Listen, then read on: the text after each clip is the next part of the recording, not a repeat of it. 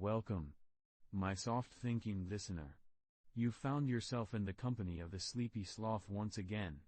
A slow, scientifically minded fellow who enjoys facts, fibers, and things that stretch across thousands of years without anyone noticing. I must tell you something before we begin. Today, I consider myself a scientist in prehistoric textiles. A scientist wannabe who is almost always correct, except for those few times when I am not. But even then, I prefer to drift gently onward, rather than fuss over it. Because what truly matters is the information itself. Before I start, please, let me know. What is the most boring thing you would secretly love hearing about? Let me know gently, in the comments. Now, let us begin today's episode with prehistoric woven fibers. At around 28,000 years before the present, in a quiet settlement near what we now call Dolní Věstonice in the Czech Republic, archaeologists uncovered what might be considered the first whispers of woven fabric. Not cloth as we know it today, but impressions of fibers pressed into clay fragments, preserved as if time itself decided to remember the most mundane detail of human experimentation. These impressions revealed twisted plant fibers, laid over and under each other, suggesting the deliberate act of weaving. One might think of it as a net, or perhaps as a basket-like surface, yet it could also have been something softer, something worn, or something simply used to tie and hold. The fact itself is not exciting. Not even a little bit. And that is just perfect. For here we see the earliest evidence that hands, patient and unhurried, twisted strands into order. And when we think of it, each fiber was once part of a plant, likely gathered without much ceremony, stripped, softened, and then bound together, like strands of forgotten time holding a rhythm of stillness. We drift forward, though ever so slowly, to around 25,000 years ago, in what we now call Russia. Here, fragments of flax fibers were found, fibers that may have once formed cordage or perhaps something resembling woven strips. These flax strands were tiny, delicate, not more than the quiet remains of ancient plants transformed by human fingers. And yet, their presence is astonishingly uneventful. Flax, after all, is a plant with stalks that yield fibers when separated with patience, and these early people, anonymous and silent in their work, may have twisted these fibers into threads, threads that could be plaited or woven. Imagine the stillness of those long winters, where fingers repeated motions without haste, pulling strands, aligning them, crossing them. The rhythm of weaving is not unlike the rhythm of breathing, repetitive and soothing. And though we may never know if they created mats, ropes, or the faint beginnings of textiles, the evidence whispers of intention, and of time stretched endlessly across snow and silence.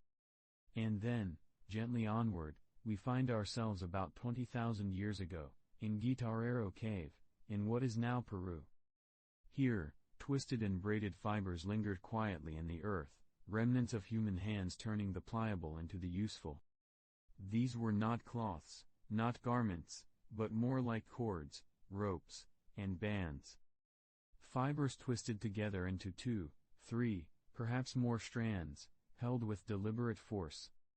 Braiding is simply the act of overlapping strands in sequence, and yet it is older than memory, older than writing, older than the structures we now consider civilization. The Guitarrero fiber suggests that people here, high in the Andes, already knew the small patience of binding strands. Imagine the sound of it, the whisper of fibers tightening together, the slow friction of plant against plant, producing something stronger than its parts. These braids were likely used for carrying, for securing, perhaps even for trapping. Nothing grand, nothing dramatic. Just ordinary strands, doing ordinary work. And yet they linger across millennia, waiting quietly in the cave dust, so that we, the dreamers of later times, can rediscover their unremarkable persistence. And now, let us drift with care into the quiet landscapes of around 18,000 years ago, where what we now call Turkey held within its soil the whispers of plant fibers twisted into early cordage and perhaps the faint beginnings of simple cloth. One can almost imagine the gathering of those fibrous plants, the soft stripping of stems, the twisting of strands between thumb and palm until they formed a length strong enough to tie, to hold, to bind. Cordage, after all, is nothing more than fibers aligned, twisted, and reinforced by repetition, yet it is also everything, an invention so basic, so quietly powerful, that it underlies the making of nets, the binding of shelters, the carrying of tools. Simple cloth too may have appeared in its earliest breath here, not woven as a loom would later dictate, but pressed, twined, and overlapped. Such pieces, perhaps mats, perhaps coverings, existed not as art but as utility, and yet in that utility was the tender first step of what would become the story of textiles. Imagine the repetitive, almost meditative movements, fingers working slowly, turning one fragile fiber into something durable, repeating without hurry. It is not dramatic work, not heroic work, but it is steady work, quiet persistence given form. And though only fragments survive, their presence confirms that humans in this place, in this time, knew the secret of strength through strands, of patience made visible through cord. Softly we drift onward, to around 16,000 years ago, along the ancient landscapes that we now call Egypt, where early evidence of woven flax fibers begins to surface. Flax, with its tall stalks and fibrous interior, had to be harvested, soaked, and separated in a process that required attentiveness and time, a kind of ancient patience carried out by hands that knew the rhythm of repetition. Here, those fibers did not remain loose cords alone, but were woven together, interlaced into something resembling the textures of cloth. Woven flax is not only strong but flexible, and its survival in traces from this time tells us of the slow, deliberate creation of objects perhaps meant for wrapping, perhaps for binding, or perhaps for simple coverings. Flax fibers, when twisted into threads, can be laid across one another and over and under sequences, producing strength not from thickness but from structure. One may picture it not as grand cloth draped across bodies, but as narrow strips, woven bands, or even containers for food or tools. Each strand, prepared carefully from plant to fiber to thread, represents countless repetitions, each almost silent, unnoticed. And so, from a single stalk of flax emerges the earliest murmur of textiles in Africa, a whisper of future linen, of wrappings, of cloths that would one day define entire cultures.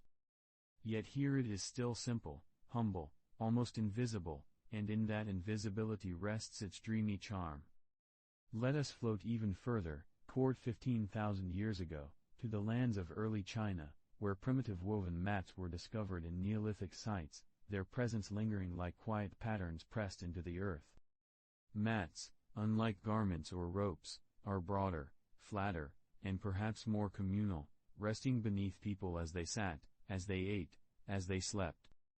They are woven not from threads but from sturdier reeds or grasses, aligned and overlapped with patience, sometimes twined together, sometimes simply pressed. The woven mat may be the most ordinary of objects, yet it represents the moment when people extended weaving beyond utility ropes and into surfaces, into spaces where daily life unfolded. Imagine long reeds gathered from riversides, dried under the quiet sun, then laid side by side, each strand repeating the next, until a pattern emerged. The mat, once finished, did not dazzle, did not demand attention, but offered quiet service, a surface for food, a place to kneel, a bedding for sleep. These early mats, simple as they were, hold within them the slow breath of invention, where weaving shifted from the small to the broad, from cords to planes. They are the ancestors of every woven floor covering, every basketry pattern, every surface meant to carry the weight of human life. In their plainness lies their beauty, in their ordinariness their endurance. And so they rest, ancient and uneventful, woven reeds that mark humanity's quiet journey into pattern, into comfort, into the soft art of weaving. With a hushed slowness we drift toward the caves of Lascaux in France, around 14,000 years ago, where among the painted walls that so often take the spotlight, there rested something quieter, far less celebrated, and perhaps more tenderly mundane. Impressions left in fragments of clay show patterns that suggest the presence of woven textiles, their marks pressed into the soft surface when clay was still pliable, then fossilized through time. These impressions whisper of threads laid over and under, of fibers aligned into deliberate order. Though no cloth remains, the ghostly patterns reveal weaving knowledge that was already present, hidden behind the grandeur of painted animals. The clay became an accidental archivist, preserving not the fabric itself, but its shadow, the faint trace of human hands moving patiently, repeating small motions. A thread passes over, a thread passes under, again and again, until something takes shape. This was not meant to be permanent, nor precious, yet it lingers for us as the faintest of memories. One can imagine people not only painting their walls, but also surrounding themselves with mats, coverings, cords, and perhaps even garments. The impressions are like footprints in soft sand, unremarkable, unintentional, yet deeply revealing. They tell us that weaving, like drawing, was already part of human thought, a habit of structuring fibers just as they structured pigments. And in this stillness, the clay listens, and remembers what the fabric itself could not. Drifting onward, though gently so, we arrive at about 13,000 years ago in the lands we call the Middle East, where archaeological sites have offered up remains of cordage and simple fabrics. Cordage is the backbone of early human survival, twisted plant fibers bound together into something far stronger than any strand alone. These cords served as ties for shelters, nets for fishing, snares for trapping, and countless bindings for tools. Simple fabrics, too, begin to appear here, not yet the finely woven cloths of later ages, but basic interlacings of fiber into surfaces broad enough to cover or carry. What lingers most is the thought of hands repeating motions endlessly, without haste, twisting fibers into threads, then threads into cords, cords into weaves. Each layer of transformation required patience, a rhythm of movement that left no grand monument, only fragments buried in dust. And yet these fragments tell us that human communities here were not only surviving, but also shaping the materials around them into tools of continuity. Cordage and cloth are almost invisible technologies, unnoticed compared to stone and bone, but they carried weight just as real, binding together not only objects, but also lives, weaving them into the fabric of endurance. In their ordinariness, they became indispensable. And with a softness we step to around 12,000 years ago, into what is now Israel, where woven plant fibers were used for baskets and mats, objects that may seem so plain, so uneventful, that their significance drifts quietly past us. Yet the making of a basket is an act of gentle genius, a slow weaving of pliant stems, reeds, or grasses into a container, a vessel that expands as the pattern rises, spiraling upward with every motion of the hand. Baskets are not merely objects but companions to daily life, cradling food, carrying gathered plants, storing seeds. Mats, too, lay across the ground, woven strips of fiber forming flat surfaces for sitting, for working, or for resting. The woven plant fibers found here suggest communities who had already mastered the quiet balance of utility and repetition. Each basket, each mat, is a story told in strands, each strand chosen, bent, and aligned. And though plant matter decays quickly, impressions and rare remnants tell us of this persistent craft. The softness of fibers, the flexibility of reeds, allowed people to bend nature into patterns that endured, though humbly so. They did not carve the earth, nor tower against the sky, but they endured in daily life, unnoticed yet essential. In the quiet repetition of weaving baskets and mats, life itself was carried forward, not in loud monuments, but in the soft rhythm of hands making ordinary things. So gently we arrive at around 11,000 years before the present, in the landscapes of early China, where twisted plant fibers appear to have been shaped with deliberate care into the beginnings of clothing. This clothing was not yet the tailored fabric of later millennia, but more like coverings created from strands twisted into cords and bands, then fastened or draped to protect against wind and chill. The evidence rests in fragments, impressions, and the way fibers were manipulated, showing that humans had already begun to transform the pliant parts of plants into wearable forms.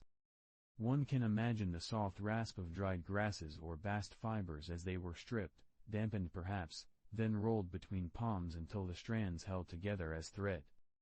With enough threads, cords emerged, cords that could be tied around the body, layered into nets, or sewn into hides to strengthen them. Early clothing was not decoration, but necessity, yet even in its simplicity, it reflected a kind of intimate understanding of materials. Each strand required patience, each garment 1,000 small gestures of twisting and binding.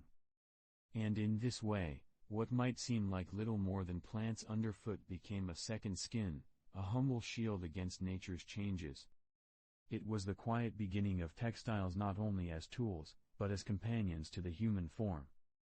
Drifting ever so quietly toward about 10,000 years ago, we find ourselves by the calm waters of the Fayum in Egypt, where flax fibers had already begun to be processed into the earliest threads of linen, destined for weaving.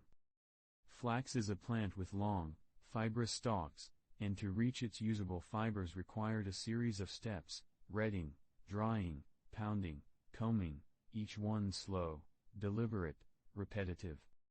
And here, at this time, people had discovered the rhythm of those steps, transforming plants into strands soft enough to twist, long enough to weave. The linen fibers uncovered here are among the earliest known to have been treated with such intention, hinting at weaving that was no longer a chance act but a practiced craft. Linen, unlike grasses or reeds, produces a smooth, strong thread that holds together with elegance and resilience, and so it became the chosen material for cloth that could cover, wrap, or carry. Imagine the gentle labor of separating each fiber, aligning them, and then passing them across one another on a primitive loom, the first threads of humanity's long romance with linen. And though the fibers now rest as fragments, brittle with time, they speak of repetition and routine, of hands quietly following motions learned from generations before. The people of the Fayum left us no words for their textile work, only these fibers, but they carry the unspoken story of patience woven into material form. And with a soft step, we move toward around 9,500 years ago, into the site of Çatalhöyük in what is now Turkey, where woven textiles appear to have been made for domestic use, their fragments woven with care into simple patterns. Çatalhöyük is known as one of the earliest large Neolithic settlements, and within its mud brick houses, evidence of weaving suggests that textiles had already entered the daily rhythm of home life.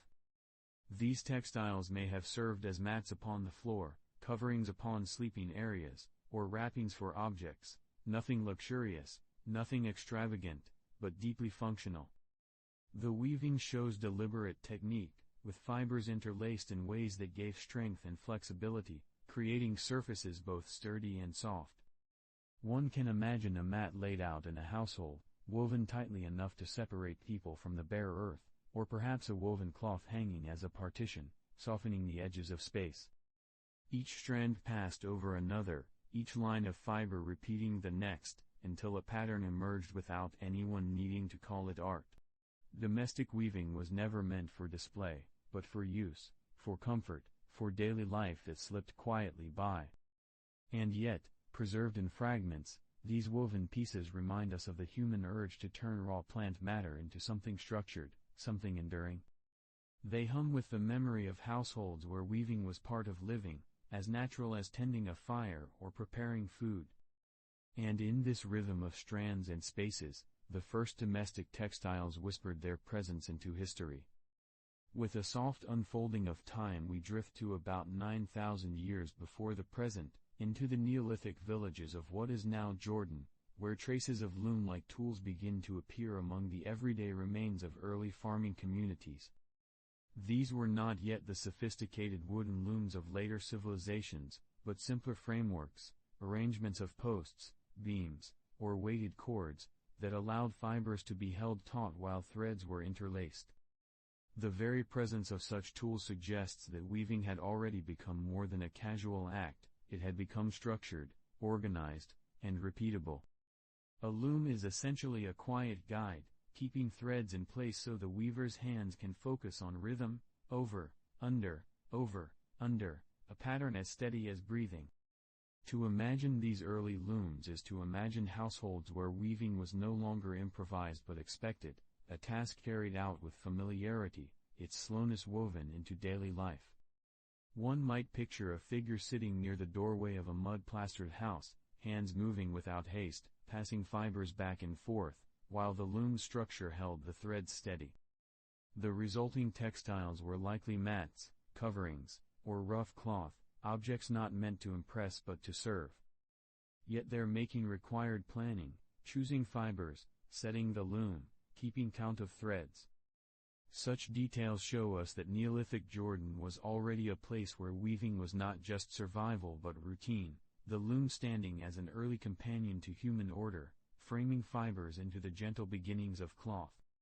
As we float further, we reach around 8,800 years ago in China, within the Yangshao culture, where woven cloth made from hemp and flax has been uncovered, offering a glimpse into the patient craft of transforming tough stalks into soft fabric.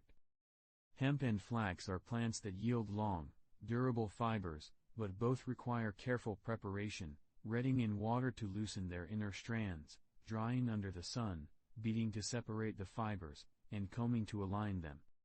To perform these steps was to follow a sequence of patience, each action leading gently into the next, until strands thin as hair emerged. These strands could then be twisted into thread and woven on simple looms, producing cloth that was both strong and breathable. The Yangshao people, known also for their painted pottery, reveal through these textiles another kind of artistry, one rooted not in color or form but in texture, in repetition, in the quiet strength of woven plant matter. Hemp cloth in particular was prized for its durability, resisting decay, holding its shape, while flax offered a smoother, softer touch. Together, they suggest a society that not only survived but sought comfort, crafting garments, mats, or wrappings that made daily life more bearable. Each piece of cloth was a record of countless motions, threads interlaced with such regularity that the fabric became both functional and quietly beautiful. Though only fragments remain, they speak of lives where weaving stood alongside farming and pottery as a foundation of culture, a rhythm as steady as the seasons. And so, we drift to around 8,500 years ago and the settlement of Jarmo in present-day Iraq, where fibers were twisted and woven into domestic textiles, small but telling fragments that whisper of household weaving as an ordinary, unremarkable part of Neolithic life. Jarmo is often remembered as one of the earliest farming villages, with its mud brick houses and cultivated wheat and barley, yet among these traces are the quieter remnants of textile work. Fibers, likely drawn from flax or grasses, were twisted into threads, threads then interlaced into woven forms, producing textiles for use within the home. These may have been mats spread upon floors, wrappings for food storage, or coverings for sleeping spaces, each object woven into the fabric of daily existence. The twisting of fibers is itself a slow process, a meditative rolling between fingers, turning weakness into strength, while weaving multiplies that strength, binding strands into surfaces that could withstand wear. The fragments from Jarmo are modest, their pattern simple, their purpose entirely practical, yet they remind us that weaving had already settled into the background of domestic routine. Picture a family gathered within a house, the smoke of a hearth rising slowly, while someone sits nearby, twisting strands into thread, feeding them into a weave that grows almost invisibly under patient hands. Nothing grand, nothing monumental, just the steady birth of cloth, humble and quiet, woven into the ordinariness of living.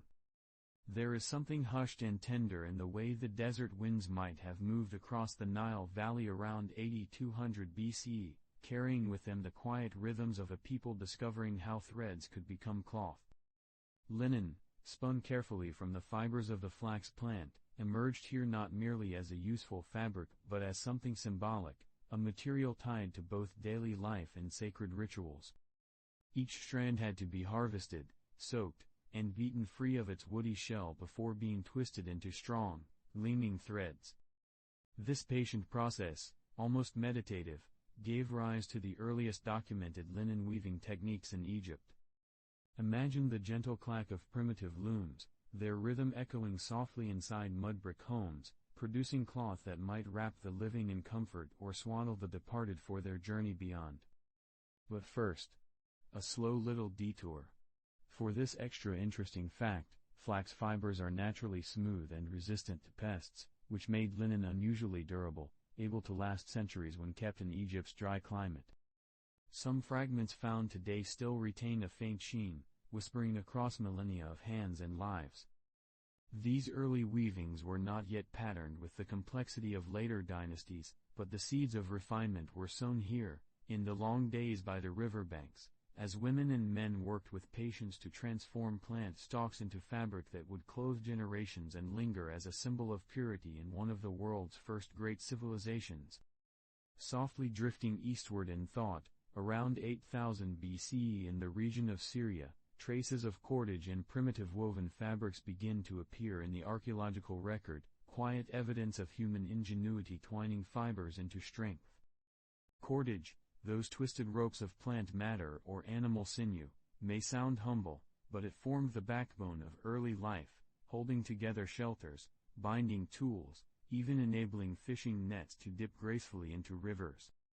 From these cords grew the idea of weaving wider, flatter sheets, and thus some of the first primitive fabrics. Picture a settlement in early morning light, where bundles of reed and flax are scattered near doorways, waiting to be transformed by steady, deliberate fingers. These fabrics may have been rough, uneven, and quick to fray, yet they represented an enormous step in the human journey from dependence on raw hides toward the shaping of textiles with intent. And in a gentle pause, we might reflect that this was not invention from nothing, it was the weaving together of countless small observations, the way grass bends when twisted, the way bark fibers cling when damp, the way strength multiplies when strands are bound together. Each humble discovery layered itself into knowledge, and from knowledge into craft, until cloth appeared, simple yet profoundly useful, carrying with it a sense of permanence in a world that was always shifting. And then, if we let our minds wander toward the mountains and plains of Iran around 7800 BC, we find impressions of fibers pressed into clay, subtle clues that suggest the use of early horizontal loom techniques. These were not the towering looms of later centuries but simpler, grounded frames laid out horizontally, perhaps pegged to the earth itself. Threads would have been stretched taut, crossed over with weft fibers, and slowly built into the beginnings of woven cloth. The impressions left behind, tiny ghostly marks in hardened clay, are often all that survives, yet they are eloquent in their silence, speaking of hands that knew how to create rhythm and order from loose strands. But first, a slow little detour. For this extra interesting thought, such looms would have required a shift in posture, inviting weavers to bend low or sit close to the earth, aligning their work with the soil beneath them. In this, there is something almost meditative, a closeness to both the ground and the fabric being born from it. The textiles woven in these places were likely plain and functional, but they marked a remarkable leap in technique, introducing the structural principles that would echo through millennia of weaving traditions, from village households to vast workshops, as threads learned to cross and intertwine in harmony, leaving behind not just fabric but an enduring imprint of human patience and craft. Softly now, let us linger in Anatolia as we imagine the quiet work of hands around 7,600 years before the present, where basket weaving and early textile making moved together like two slow rivers running side by side, subtly influencing each other over long seasons. In the loose soil of Neolithic villages and tells, people worked with reeds, bast fibers, and flexible stems, coiling and twining them into baskets that carried grain, babies, seeds, and small domestic objects. These same gestures, twining, plaiting, and aligning, are the very motions that fold into the later vocabulary of weaving, so it is no surprise that archaeologists read the material record as a family of techniques rather than isolated inventions. But first, A slow little detour. For this extra interesting fact, basketry often survives only as impressions or as the negative shadow of its pattern pressed into clay or preserved by charring, which is why we sometimes know the shape of a weave even when the threads themselves have long since vanished. The discovery of loom-like implements, spindle fragments, and impressions in Anatolian sites points to an escalating sophistication. Cordage and mat impressions give way, in time, to tabby weaves and other simple textiles preserved at later sites. Those later, better preserved woven fragments, such as the Neolithic finds associated with Çatalhöyük in nearby settlements, date a little later into the 7th millennium Cal BC and confirm a continuity between household basketry, cordage, and the emergence of structured looms. Think of it as a domesticated sequence, first the gathering of pliant plant material, then the slow trial of twisting fibers into stronger cords, then the steady learning of how to hold threads taut and pass another through them, again and again. These are humble practices, practiced across generations, not proclaimed by monuments but woven into the everyday, and it is in this ordinariness, this repetition of touch and method, that we see the parallel lives of basket-making and textile weaving quietly entangled across Anatolia's long morning. With an almost imperceptible breeze of thought we drift east to Neolithic China, around 7,400 years ago, where the twisting and braiding of plant fibers had already become a familiar craft used in clothing, nets, and everyday implements. Sites such as Jiahu, commonly dated to about 7000 to 5700 BC, provide archaeological glimpses of bundled reeds, cord-impressed pottery, and tools that imply an intimacy with plant fibers, suggesting that people there were not only tying and coiling but had also begun to make wearable forms from braided and twisted strands. But first, a slow little detour. For this extra interesting fact, while specific plant species used in early Chinese textiles vary by region, some places favoring hemp, others using bast fibers or grass, what unites them is the convergent technology of preparation, retting or soaking to loosen fibers, beating and combing to align them, then the patient rolling between finger and palm to produce thread. Archaeological records show basketry and cordage widely across the Yellow and Yangtze River zones, and later Neolithic cultures such as Yangshao are associated with hemp and flax fiber imprints on pottery and remnants that indicate spinning and simple loom use. These traces tell us that the people were turning plant matter into clothing not as an experiment but as a regular part of life. Imagine a woven band wrapped about a shoulder or a braided cord fastening a cloak, ordinary solutions to ordinary needs, each garment the product of repeated, mindful gestures learned over years and passed from hand to hand. The evidence in books and museum essays records both the tools and the impressions, where whole textiles rarely survive. Their fingerprints remain in the clay, on bone tools used for beating fibers, and within the architecture of settlements that preserved organic traces. In this slow and steady way, twisted and braided fibers became clothing in ancient China, comfortable and plain, shaped by the same humdrum ingenuity that has always marked human domestic life. In a gentle sweep of thought we come to the Levant, where the story of simple woven textiles in what is now Israel is told through fragments, micro-remains, and a scattering of dyed fibers that whisper of everyday cloth. Here, the archaeological site of Tel Zof offers some particularly telling evidence dated to the middle of the 6th millennium BC. The site's primary occupation is often placed around circa 5200–4700 BC, where microscopic cotton fibers and other plant remains suggest that textiles, some even dyed, had entered domestic and perhaps exchange repertoires. But first, a slow little detour. For this extra interesting fact, the discovery of cotton at such a site does more than mark a material, it indicates connections, because cotton was not locally cultivated in the southern Levant at that time, which implies movement of raw materials, finished cloth, or knowledge across long distances, carried by people, animals, or trade.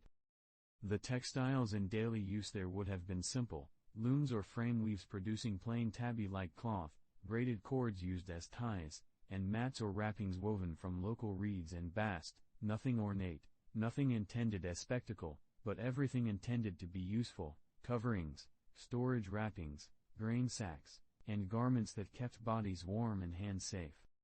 These finds come to us as fragments preserved in dry contexts or as micro-remains identified under microscopes. They are small things, tiny threads, color traces, impressions, but they speak grandly of ordinary life, the rhythm of spinning, the patient counting of weft and warp, the low posture of the weaver bent over a frame, all of it repeated until cloth became as commonplace as fire.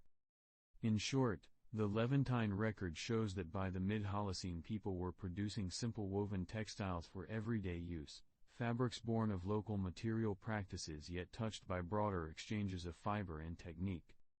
With a hushed slowness we find ourselves wandering along the early valleys of the Nile, around 7,000 years before the Common Era, when linen, drawn from the slender stalks of flax, was no longer just an occasional experiment but was becoming a steady presence in Egyptian households. One can imagine the rhythm of cultivation, the sowing of flax seeds near the damp banks, the patient waiting as the stems grew tall and green, and then the gentle harvesting, followed by redding to separate the fibers from woody cores. But first, a slow little detour. For this extra interesting fact, flax, unlike many other plants used for cordage, yields fibers that are not only strong but also smooth and capable of being spun into threads fine enough to feel cool against skin in the heat of desert summers, a property that must have seemed like a small marvel to those first weavers. Archaeological traces, impressions in clay, remnants preserved in desiccated burials, and the well-documented finds from later millennia, point back toward this earlier moment, when households began treating flax not only as a crop but as a material for clothing, wrappings, and mats.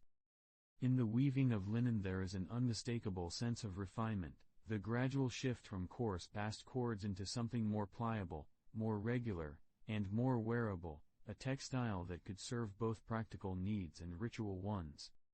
These early linens of Egypt are glimpsed not as whole garments but as fragments and impressions, yet they speak with great quietness of the ancient household, the repetitive weaving strokes, and the slow transformation of green plant into cloth that touched every corner of daily life. Softly turning our gaze to the ancient landscapes of Syria, around 6800 BC, we see another tender stage in the unfolding story of textiles, as plant fibers began to be processed deliberately for weaving and production rather than only for simple cordage or basketry. The process was subtle yet transformative, plants gathered, stripped of their outer layers, soaked or redded, and then combed into long strands ready to be twisted into threads. But first, a slow little detour. For this extra interesting fact, in these regions, flax was one of the central plants cultivated, but bast fibers from other local plants, reeds, and grasses also entered the repertoire, suggesting a flexible approach where communities experimented with whatever the land provided. Archaeological discoveries from Neolithic settlements such as Tel Ramad and Tel Halula have offered evidence in the form of flax seeds, imprints, and fiber remains that link agriculture and textile production in a single cycle of domestic labor. The weavers here were likely working within households, perhaps women seated in courtyards or shaded interiors, using rudimentary spindles to twist fibers into usable thread. The transition to weaving meant not only warmth and protection but also the first stirrings of identity through clothing, the ability to make distinctions in dress, and perhaps even symbolic use of fabrics in burial or ritual contexts. In these careful motions, the soaking, the spinning, the patient weaving, one sees a culture adapting plant matter into an extension of the body, into coverings that soften the line between human and environment, a textile skin grown from fields and worn upon the self. With a drifting gentleness we cross back to Anatolia, into Turkey around 6600 BCE, where woven mats and simple cloth began to spread more widely across domestic life, marking a stage where weaving had become not a rare or elite activity but a shared, practical art practiced in many homes. Archaeological traces from sites such as Çatalhöyük, famous for its dense mud brick houses and painted walls, include impressions of woven mats in clay, textile fragments preserved by fire, and tools that suggest the use of upright or horizontal looms for producing fabric. But first, a slow little detour. For this extra interesting fact, mats in coarse cloth served purposes far beyond clothing. They were used as floor coverings, as wall linings for insulation, as wrappings for goods, as partitions between spaces, and even as part of burial practices, so the spread of weaving here was tied to architecture, storage, and ritual as much as to dress. In these households, mats may have softened earthen floors, cloth may have served to bind bundles of grain, and woven bands may have tied jars and containers. The presence of spindle whorls in the archaeological record tells us that thread production was already a specialized task, requiring both patience and consistency, as the regular twist of the fibers was key to making durable textiles. This widespread presence of mats and cloth reveals that weaving had shifted into a normalized practice, an everyday rhythm woven into the fabric of community life, carried out not in grand gestures but in countless small motions repeated until cloth became as ordinary and necessary as bread or fire. With a quiet slowness we arrive in the early valleys of Iran, around 6,400 years before the Common Era, where the story of weaving takes on a new and delicate structure, the emergence of warp and weft methods, that simple yet enduring system of threads crossing over and under each other to form a fabric. One can imagine the warp thread stretched taut, like parallel lines waiting patiently, while the weft threads meandered back and forth, slipping gently between them in an ordered dance that produced something stronger, smoother, and more consistent than twisted cords or plaited mats alone. But first, a slow little detour. For this extra interesting fact, the principle of warp and weft is so stable, so fundamentally efficient, that it has remained a foundation of woven cloth across millennia, unchanged in essence even as tools became more complex. Archaeological traces, such as impressions of woven fabrics found at sites like Tepe Sabs and other Neolithic settlements in the Iranian plateau, suggest that early weavers here were mastering this interlacing method, likely using simple looms or frames to hold threads steady. The act itself must have been meditative, the shuttle or hand carrying a weft thread across, the fingers pressing it gently into place, the fabric growing row by row with each patient repetition. This development was more than technical, it marked a moment when weaving shifted from improvisation into a stable craft, one that could be relied upon to produce cloth of predictable texture and strength, a quiet triumph of order over fragility. Softly drifting onward, we return once again to Egypt, to around 6,200 BC, where the presence of early loom weights hints at an important change in weaving practice. Loom weights, often small baked clay or stone objects with holes, were used to hold warp threads taut, allowing weavers to produce wider and more even fabrics than could be made with handheld or improvised tools. But first, a slow little detour. For this extra interesting fact, loom weights are sometimes found in large clusters at excavation sites, suggesting that weaving was not merely a private household activity but perhaps carried out in communal or family groups, where multiple looms might stand side by side in quiet harmony. These simple weights represent the beginnings of what would later become the warp-weighted loom, a technology that persisted across many regions for thousands of years. In Neolithic Egyptian settlements such as Fayum and Meramd, the discovery of such tools suggests that linen production was becoming more systematic, tied closely to agriculture, where the growing of flax and the weaving of its fibers formed a seasonal cycle. The loom weight, though small, was a bridge between plant and cloth, an anchor that kept threads steady while the weaver's hands slowly interlaced them into textiles that might serve for clothing, wrappings, or household use. It is humbling to think how much depended on such modest stones, their function so ordinary and yet so essential, each one a silent partner in the long, repetitive labor of turning plant stalks into woven fabric. Gently, like a thread drawn through a fabric, we drift eastward to Mesopotamia around 6000 BCE, where textiles began to step beyond the household and into the wider sphere of trade goods, carrying with them the marks of both utility and value. In these river valleys, between the Tigris and Euphrates, weaving had already become sophisticated enough that fabrics were not only made for local use but exchanged as items of worth, alongside grain, pottery, and livestock. But first, a slow little detour. For this extra interesting fact, some of the earliest accounting tablets from later Mesopotamian cities record allocations of wool and cloth, showing that textiles would eventually become central to economic systems, wages, and temple offerings. Even in this earlier stage, the very act of trading cloth meant that a piece of woven fiber could travel far beyond the place it was made, carrying with it hints of the hands that wove it and the fields where its fibers grew.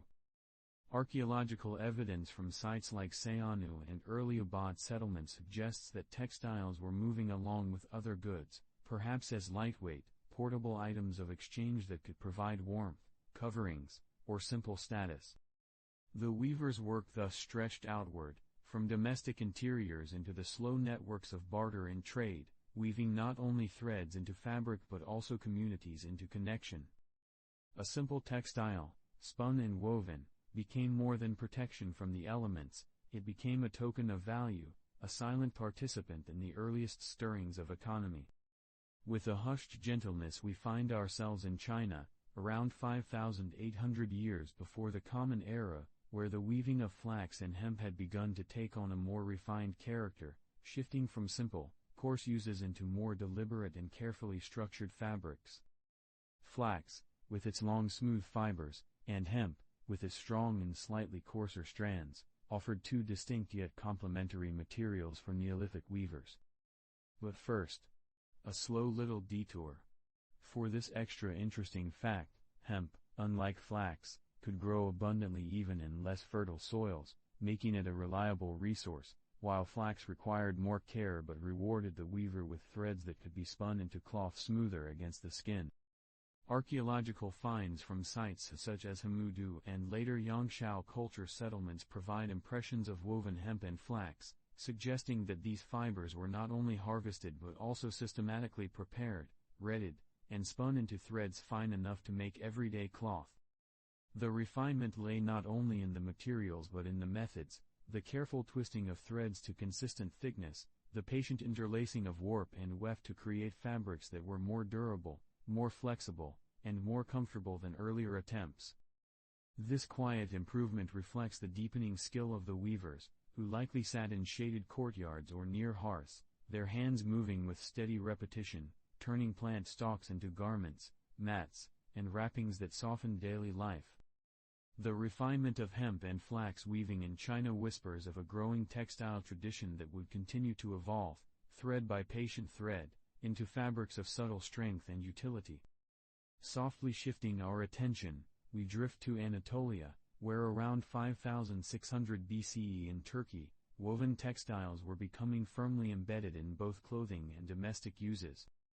In sites like Çatalhöyük, archaeologists have uncovered impressions and fragments of woven cloth, as well as depictions in wall paintings that suggest people were dressing in garments made of woven fibers, while also spreading mats across floors or using cloth to wrap and protect goods. But first, a slow little detour. For this extra interesting fact, textiles in such early villages were not merely luxuries but everyday necessities, used to create warmth, to cover the body, and to provide surfaces more comfortable than bare earth or rough stone. This dual role, clothing for the person and coverings for the home, demonstrates how deeply textiles were woven into the rhythm of daily existence. The labor of producing these textiles was immense, growing flax or gathering wool-like fibers, processing them into spinnable strands, twisting them with consistency, and then weaving them carefully into cloth.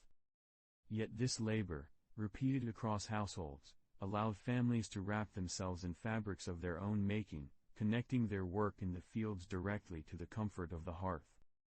The very spread of woven textiles across clothing and domestic life in Turkey during this time shows that weaving had matured from a rare skill into a shared cultural practice, one that shaped how people dressed, how they lived, and how they carried their goods through the seasons. Ever so quietly we return to Egypt, to around 5400 BCE, where the textile story takes on a new softness with the introduction of wool alongside linen, adding variety to the weaver's materials. Until this moment, linen, derived from flax, had been the dominant thread, cool, smooth, and perfectly suited to the hot climate. Yet sheep, domesticated earlier for meat and milk, were gradually becoming sources of fleece that could be spun into woolen threads, thicker, warmer, and altogether different in texture. But first, a slow little detour. For this extra interesting fact, while wool fibers lack the smoothness of flax, they possess a natural crimp that helps them cling together when spun, allowing threads to be thicker and fabrics to hold warmth more effectively, a quality of great use in cooler evenings or for trade with regions less warm than the Nile Valley. Archaeological traces, including spindle whorls and later wool remains, suggest that by this time, Egyptian weavers were beginning to supplement linen production with wool, experimenting with blending or alternating the fibers depending on need. This gentle expansion of materials marks a subtle but important development, as it allowed weaving to diversify, giving fabrics different textures and purposes, some light and airy, others heavier and protective. The presence of wool in Egyptian weaving thus represents not only an adaptation of available resources but also an early sign of textile trade and exchange, where fibers and fabrics could move between climates and cultures, carrying with them the quiet labor of countless weavers. With the softest of thoughts we drift into Syria around 5,200 years before the Common Era, where weaving had gently become entwined with the rhythms of early agricultural villages, like an unhurried river flowing through fields and homes.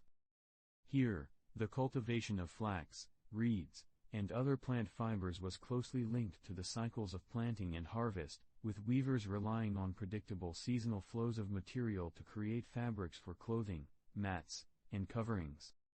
But first, a slow little detour. For this extra interesting fact, in many Syrian Neolithic settlements, such as Tel Abu Huraira and Tel Halula, the layout of houses suggests spaces deliberately set aside for fiber processing and weaving, indicating that the act of turning plant material into cloth had become an integrated, almost invisible part of domestic life. The weavers, likely seated on low platforms or simple benches, would have sorted fibers, combed them to align strands, twisted them into thread, and then patiently interlaced warp and weft on rudimentary frames, sometimes improvising with stakes or simple looms to keep the threads taut. This careful, repetitive labor was quiet, meditative, and deeply tied to the household economy, because every length of woven fabric could serve for wrapping grain, protecting food stores, creating floor mats, or draping over the body for warmth. Archaeological remains, including impressions of woven textiles in clay and fragments preserved in arid contexts, provide us with fleeting glimpses of these daily practices, and though the fragments are small, they whisper of a world where weaving was as much a part of life as planting and harvesting, seamlessly woven into the slow pulse of village existence. Softly now, we drift to China around 5000 BC, where evidence suggests that vertical loom techniques were beginning to take shape, a subtle advancement that allowed threads to be held more firmly and fabrics to be created with greater width and consistency.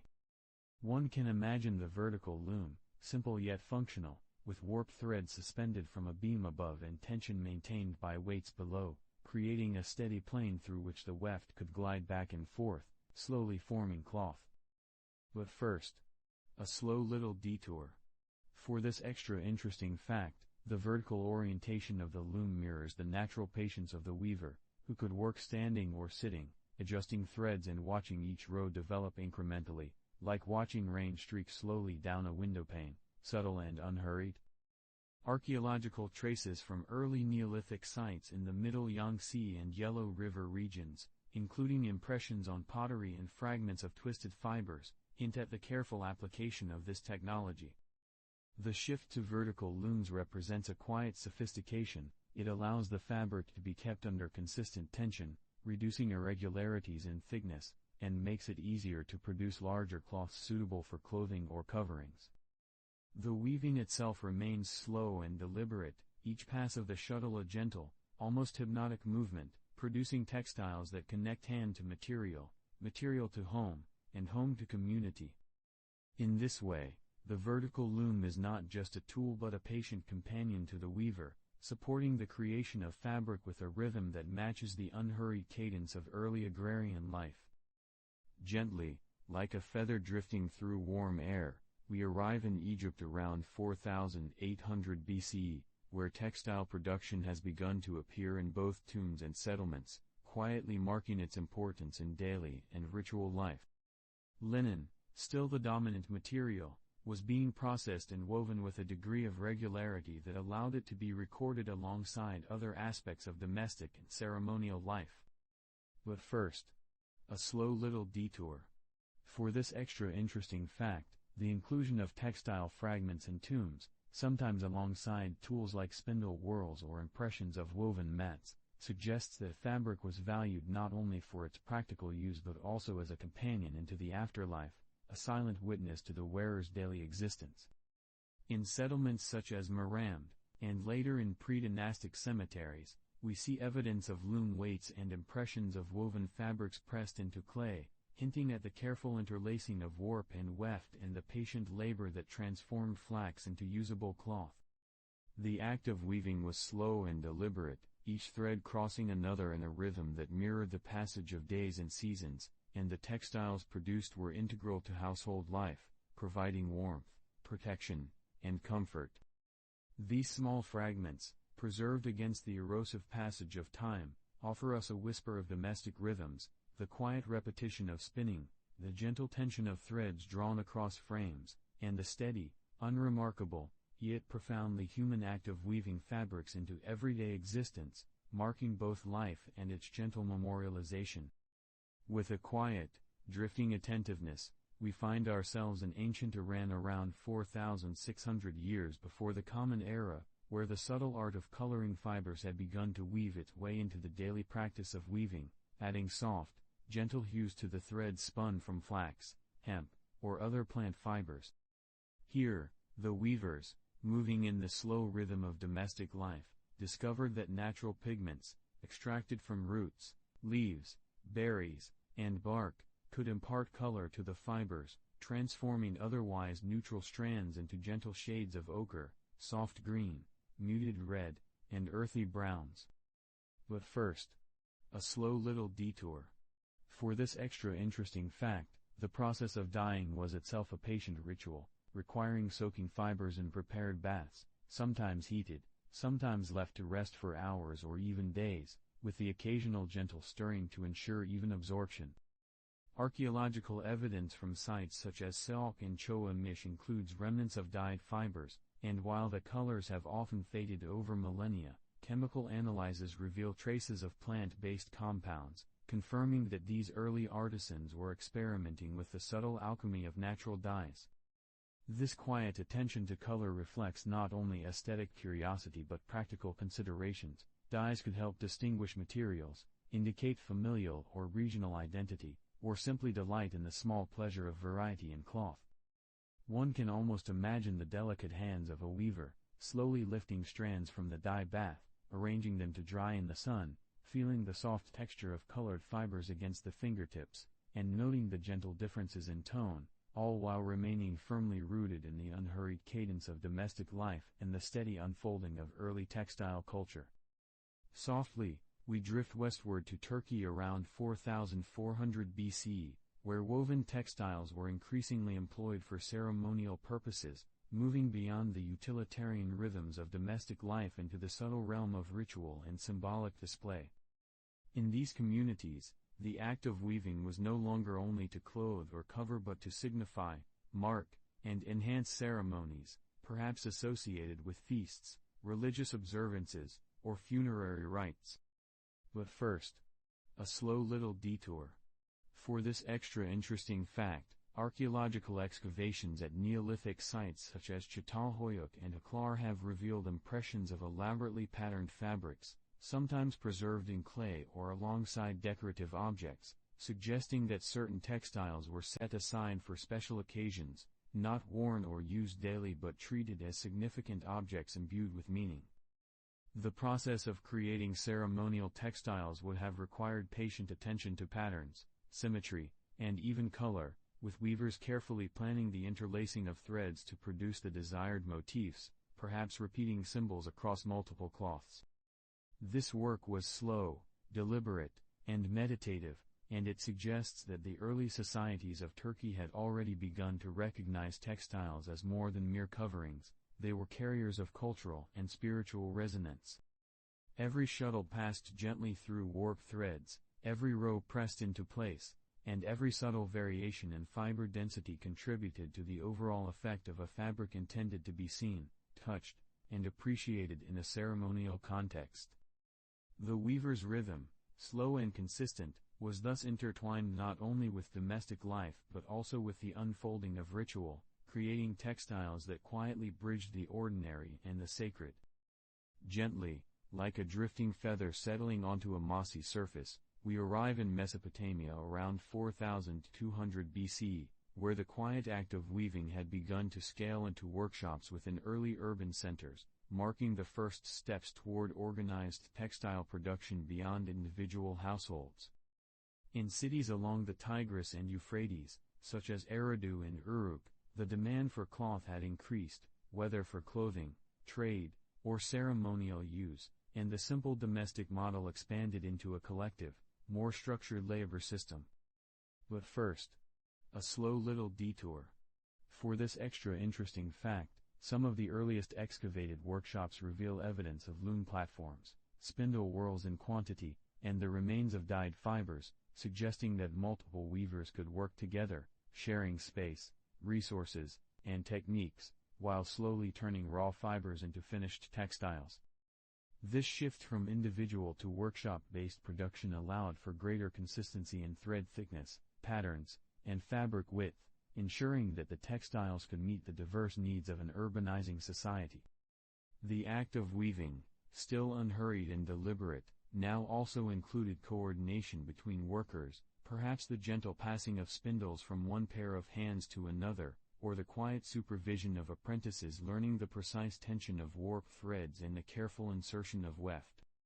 In this context, textiles became both a product and a medium of connection, connecting hands to fibers, fibers to household needs, and households to the slowly expanding urban economy, all within a rhythm that remained as soft, measured, and patient as the crossing of threads themselves.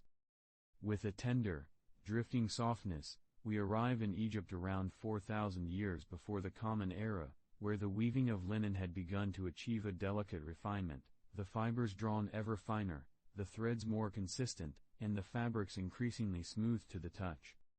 Linen, derived from flax, had long been a staple material, but by this period, Neolithic and pre-dynastic weavers were developing techniques that allowed them to produce cloth of greater fineness and uniformity, suitable not only for everyday wear but also for ritual use and offerings. But first, a slow little detour. For this extra interesting fact, the fineness of linen depended on several patient steps, beginning with careful harvesting of mature flax stalks, reading them in slow-moving water to separate fibers, combing and spinning the strands into uniform threads, and then weaving with steady, measured passes of warp and weft. Archaeological evidence, including impressions in mud brick walls and fragments preserved in arid tombs, indicates that these fine fabrics could be remarkably lightweight yet durable, soft against the skin, and capable of holding subtle patterns. The development of finer weaving techniques reflects both an intimate knowledge of plant fibers and a growing sophistication in loom technology, perhaps incorporating tensioned warp systems, careful shuttle movements, and consistent beatings of the weft into place. One can imagine the weaver, seated in quiet reflection, lifting the shuttle gently, aligning each thread with meticulous care, and watching the cloth grow slowly row by row, each pass a whisper of skill and patience. Through these techniques, linen became not only practical but also a medium of expression, a slow dance between hand and fiber, turning plant stalks into fabrics that carried both warmth and quiet elegance, an enduring testament to early human ingenuity. Softly, drifting eastward, we find ourselves in China around 3800 BCE, where woven fabrics were already an essential part of clothing and beginning to circulate in trade networks, quietly bridging settlements and communities with material both practical and transportable. Woven hemp and flax fibers, interlaced patiently on vertical or simple horizontal looms, formed garments that were worn daily yet could also be exchanged for other goods, forming a subtle early economy of cloth. But first, a slow little detour. For this extra interesting fact, Some of the earliest indications of trade include fragments of patterned fabrics found far from their place of origin, suggesting that woven cloth was valued not only for utility but for its consistency, durability, and even its visual qualities. Weaving, here, was both an art of patience and a craft of subtle logistics, because threads had to be twisted evenly, tension maintained across the warp, and each row interlaced with measured precision. In addition, dyed fibers may have added quiet variation, though most hues were gentle and earthy, extracted from plants, roots, and minerals. The circulation of these fabrics, whether as clothing for travelers, gifts, or trade goods, indicates a slow, deliberate weaving of social networks, with textiles acting as both functional coverings and carriers of value. Each fabric, patiently constructed, bore the imprint of the weaver's hands, the rhythm of the loom, and the quiet attention to detail that allowed these early societies to thrive, wrapped in soft, utilitarian elegance and connected by threads that were both physical and symbolic. Like a feather settling on still water, we turn our attention to Syria around 3600 BC, where textile impressions and pottery provide a quiet, tangible record of weaving techniques, preserved against the slow erosion of time. As clay was shaped into vessels and baked, the cloth or mats pressed against it left subtle impressions of threads, revealing the interplay of warp and weft, and the careful alignment of fibers that characterized domestic weaving practices. But first, a slow little detour. For this extra interesting fact, these impressions, though often faint and easily overlooked, give modern researchers insight into the fineness of threads, the width of fabric strips, and even patterns used in early Syrian settlements such as Tel Halula and Tel Abu Huraira. The pottery serves as a slow, unintentional archive of daily labor, capturing the gentle motion of hands arranging threads, the steady rhythm of beating the weft, and the tactile understanding of how fibers interact to form cloth. It is humbling to consider that each impression represents countless hours of patient weaving, quietly embedded in the surface of a vessel intended for storage, cooking, or transport. Through these traces, we glimpse a domestic world where textiles were not only functional but intimately tied to household routines, marking the intersection of craft, necessity, and aesthetic awareness. Each thread recorded in clay whispers of careful observation, methodical repetition, and the softly unfolding mastery of weaving techniques that would persist, unhurried, across generations and regions.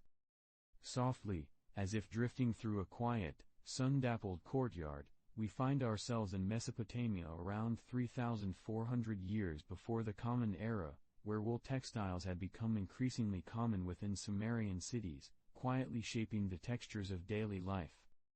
Sheep, carefully tended in surrounding fields, provided fleece that could be cleaned, carded, spun, and woven into threads of varying thickness, creating fabrics both warm and durable, suited for clothing and for practical domestic uses. But first, a slow little detour. For this extra interesting fact, wool, unlike flax or hemp, has a natural crimp that allows spun fibers to cling together, producing threads that hold their shape well and create fabrics that are both soft and insulating.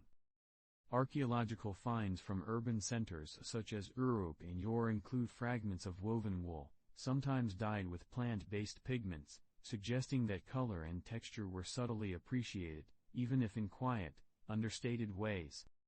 The presence of wool in Sumerian textiles indicates an intimate knowledge of animal husbandry, fiber processing, and loom technology, as well as the patient coordination of multiple steps to produce usable cloth. We can imagine the weavers, seated in low workshops or domestic spaces, hands steady and movements repetitive, passing the shuttle across warp threads with rhythmic care, producing fabrics that would clothe the body, line homes, and serve as trade goods.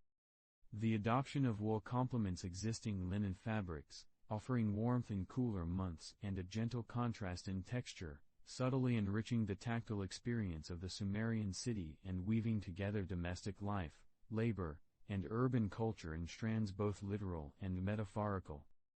We drift along the banks of the Nile to Egypt around 3200 BC, where textiles began to be closely integrated into burial practices, softly entwining material culture with the contemplative rhythm of life and death. Linen remained the predominant fiber, valued for its smoothness, breathability, and coolness, yet its presence in tombs and mortuary contexts reveals a dimension beyond daily use. Textiles became carriers of ritual, protection, and subtle symbolism. But first, a slow little detour. For this extra interesting fact, pre-dynastic and early dynastic burials often included fragments of cloth wrapped around bodies or used to cover grave goods, with spindle whorls, loom weights, and impressions of woven mats sometimes preserved alongside the textile remains. These finds suggested deliberate attention to the quality, arrangement, and perhaps even the patterns of fabrics intended for funerary use, an unhurried yet meaningful act of preparation. The process of producing these textiles would have mirrored domestic weaving in its patience, but with an added dimension of care, as if each thread were imbued with the quiet intent to accompany the deceased. Through careful spinning, tensioning of warp threads, and rhythmic interlacing of weft, the weaver's labor became a gentle gesture of permanence, leaving a tactile trace of human attention that endures even as the individual does not. Textiles, in this context, serve as a soft, tangible bridge between the living and the departed, between daily routine and ritual, all unfolding at a pace measured, deliberate, and unhurried, like the passage of a gentle breeze across the sands of time. Our attention drifts further east to the Indus Valley around 3000 BCE, where the earliest evidence of cotton weaving begins to emerge, offering a delicate new material to the slowly evolving tapestry of human textiles. Cotton, with its short, fluffy fibers, requires careful preparation, carding, and spinning into threads that can then be woven into soft, light fabrics suitable for clothing in the warm climate. But first, a slow little detour. For this extra interesting fact, early Indus settlements, such as Mohenjo-Daro and Harappa, have yielded impressions of woven cotton on clay and fragments of spun threads, suggesting that weaving was already a practiced and deliberate activity, quietly integrated into domestic life. Cotton fibers, when carefully twisted and interlaced, produce cloth that is cool, breathable, and adaptable, making it distinct from linen and wool, both in texture and in the subtle way it drapes around the body. The process would have been slow, requiring patience and repetition, with attention to the evenness of threads and the tension of the warp. The emergence of cotton weaving also hints at early trade and cultural connections, as fabrics became exchangeable goods, valued for their softness, durability, and comfort. In this way, the introduction of cotton represents both a technical innovation and a quiet enrichment of daily life, adding new textures to garments, homes, and the unhurried rhythm of early Indus Valley society, each thread a testament to careful observation, repetition, and the soft passage of hands over fiber. Softly, with the gentlest of attention, we drift back to Mesopotamia around 2,800 years before the Common Era, where the quiet precision of standardized loom weights began to shape the production of larger textiles, allowing weavers to manage wider cloth with a steady, unhurried rhythm. In earlier periods, loom weights were often improvised, varying in size and mass, which could create subtle inconsistencies in tension and fabric width, but the gradual standardization introduced a soft uniformity, enabling the production of textiles that were broader, more even, and suitable for a range of domestic, commercial, and ceremonial purposes. But first, a slow little detour. For this extra interesting fact, loom weights were typically made of fired clay, shaped into simple forms and carefully measured for mass, sometimes inscribed or marked to denote their intended placement along the warp threads. Archaeological sites such as Nippur and Uruk have yielded assemblages showing that these weights could be used in multiples, each gently tugging the warp threads downward, producing a stable plane across which the weft could pass smoothly. The weaver's hands moved slowly, rhythmically, as shuttles were passed back and forth, the soft clatter of threads meeting their neighbors creating a quiet cadence in the workshop. This technical refinement not only enhanced consistency but also reflected an understanding of mechanical principles, of mass, tension, and the subtle interplay of gravity and fiber, all unfolding at the deliberate, unhurried pace of domestic and artisanal life. The introduction of standardized loom weights marks a quietly transformative moment, where measurement, repetition, and tactile observation harmonized to produce textiles that were both practical and quietly refined, whispering the skill of the weaver across the centuries. Gently, we float along the Nile to Egypt around 2600 BCE, where textiles began to circulate more widely along trade networks, quietly connecting villages, towns, and cities, and subtly enriching the rhythm of daily life with new patterns, textures, and forms. Linen remained central, harvested, spun, and woven with patience, but now it moved beyond the workshop or household, gently traversing the Nile by boat, along quiet canals, or by cart over dusty paths, reaching destinations where it could clothe the body, wrap the deceased, or be exchanged as a medium of value. But first, a slow little detour. For this extra interesting fact, Egyptian trade in textiles included both unbleached, naturally colored cloth and fabrics dyed with subtle plant-based pigments, perhaps from madder root or safflower, yielding gentle reds and soft yellows. The circulation of these textiles required coordination and slow planning. Fibers had to be spun consistently, fabrics carefully folded or rolled, and shipments timed with the river's rhythm, which itself ebbed and flowed with seasonal patterns. This quiet movement of textiles represents a soft layering of economy, culture, and craftsmanship, with cloth acting as a vehicle for both material needs and social signaling. One can imagine merchants, hands calloused from repeated folding and handling of cloth, observing the gentle sway of textiles as they traveled, noting the subtle imperfections or variations in weave, and appreciating the calm consistency that came from careful production.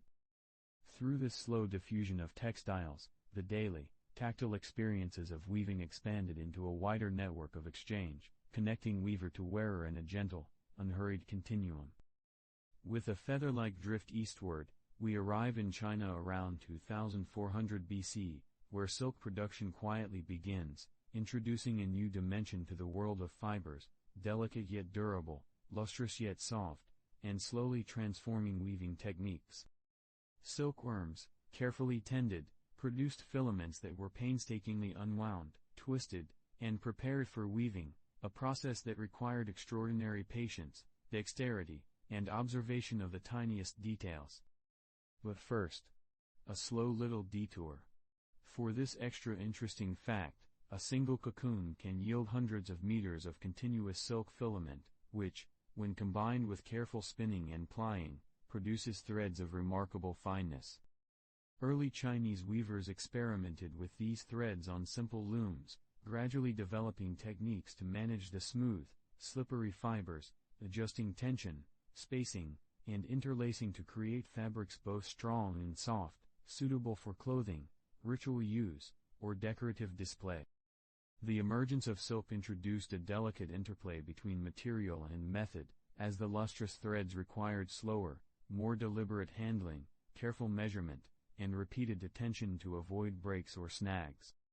Silk production thus represents a quietly transformative innovation in textile history, adding a new tactile and visual layer to human culture, while demanding a rhythm of work that was patient, precise, and gentle, echoing the soft cadence of earlier weaving practices, yet opening doors to fabrics that shimmered in candlelight, floated in the breeze, and carried the slow, persistent ingenuity of Chinese artisans across generations.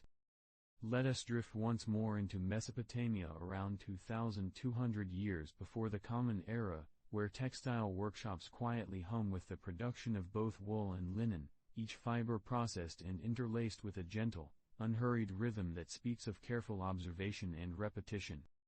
Wool, harvested from patiently tended sheep, provided warmth and resilience, while flax, harvested and processed for linen, offered smoothness and lightness, creating a complementary balance in the range of textiles available.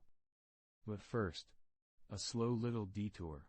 For this extra interesting fact, these workshops, often attached to households or situated near urban centers such as Ur and Babylon, may have employed simple looms, vertical or horizontal, where warp threads were tensioned by hands, weights, or beams, and weft threads passed back and forth in a quiet, rhythmic motion. The artisans would have carefully measured thread thickness, adjusted spacing, and monitored the subtle interactions of fibers to ensure evenness and consistency across the fabric. Fragments recovered archaeologically show not only functional fabrics for clothing, storage, and bedding but also cloth with occasional decorative elements, suggesting that the weavers had begun to consider patterns, textures, and perhaps even color in a subdued and deliberate manner. This combination of wool and linen production reveals a thoughtful layering of knowledge, understanding the properties of each fiber, the way threads behave under tension, and the patient coordination required to create textiles suitable for both daily life and trade. Each cloth, softly produced, embodies hours of quiet labor, the steady passage of hands and threads weaving together warmth, smoothness, and human ingenuity in a gentle, persistent cadence that stretches across the Sumerian cities with a soft, enduring presence. We drift along the Nile to Egypt around 2000 BCE, where complex linen weaving techniques began to be documented in tombs, offering a quiet glimpse into the sophistication of early textile craft. Linen, derived from carefully grown flax, had long been part of domestic life, yet in this period, weavers achieved greater consistency in thread thickness, finer interlacing of warp and weft, and occasionally subtle decorative patterns, all of which were preserved in the arid environment of tombs and burial offerings. But first, a slow little detour. For this extra interesting fact, some tombs, particularly in the pre-dynastic and early dynastic periods, included textiles folded or wrapped in precise ways, sometimes in conjunction with resin or oils to preserve the fibers, leaving impressions in mud or plaster that provide modern scholars with detailed insights into weaving density, thread count, and loom configurations. The production of these linens required patient labor, harvesting flax, retting and combing the fibers, spinning fine threads, and maintaining steady tension during weaving, often over days or weeks for a single bolt of cloth. These textiles were not merely practical, their inclusion in burial suggests a symbolic or ritual significance, where patterns, fineness, and the very act of weaving carried a quiet, contemplative meaning. The careful preservation of these fabrics allows us to imagine the weaver's hands, the gentle rhythm of shuttle passing, and the slow, meditative unfolding of cloth, linking domestic practice with spiritual and cultural expression, all unfolding at the soft, deliberate pace of early Egyptian life. Softly now, our attention drifts eastward to India around 1900 BCE, where cotton weaving quietly develops within urban settlements of the Indus Valley, marking the emergence of a new fiber in the tapestry of human textiles. Cotton, with its soft, fluffy fibers, required careful spinning and twisting to form consistent threads suitable for weaving, a process that demanded patience, dexterity, and intimate knowledge of the material's properties. But first, a slow little detour. For this extra interesting fact, impressions of woven cotton on clay and fragments of spun fiber suggest that these early artisans were already experimenting with patterns, thread density, and the interlacing of warp and weft, producing fabrics suitable for clothing, bedding, and perhaps even ritual or decorative use.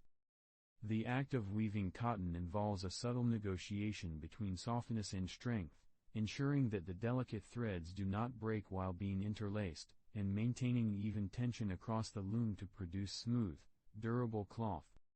These early urban weavers may have also developed techniques to manage humidity, stretch fibers gently, and align threads with painstaking care, all reflecting a thoughtful, unhurried approach to craft.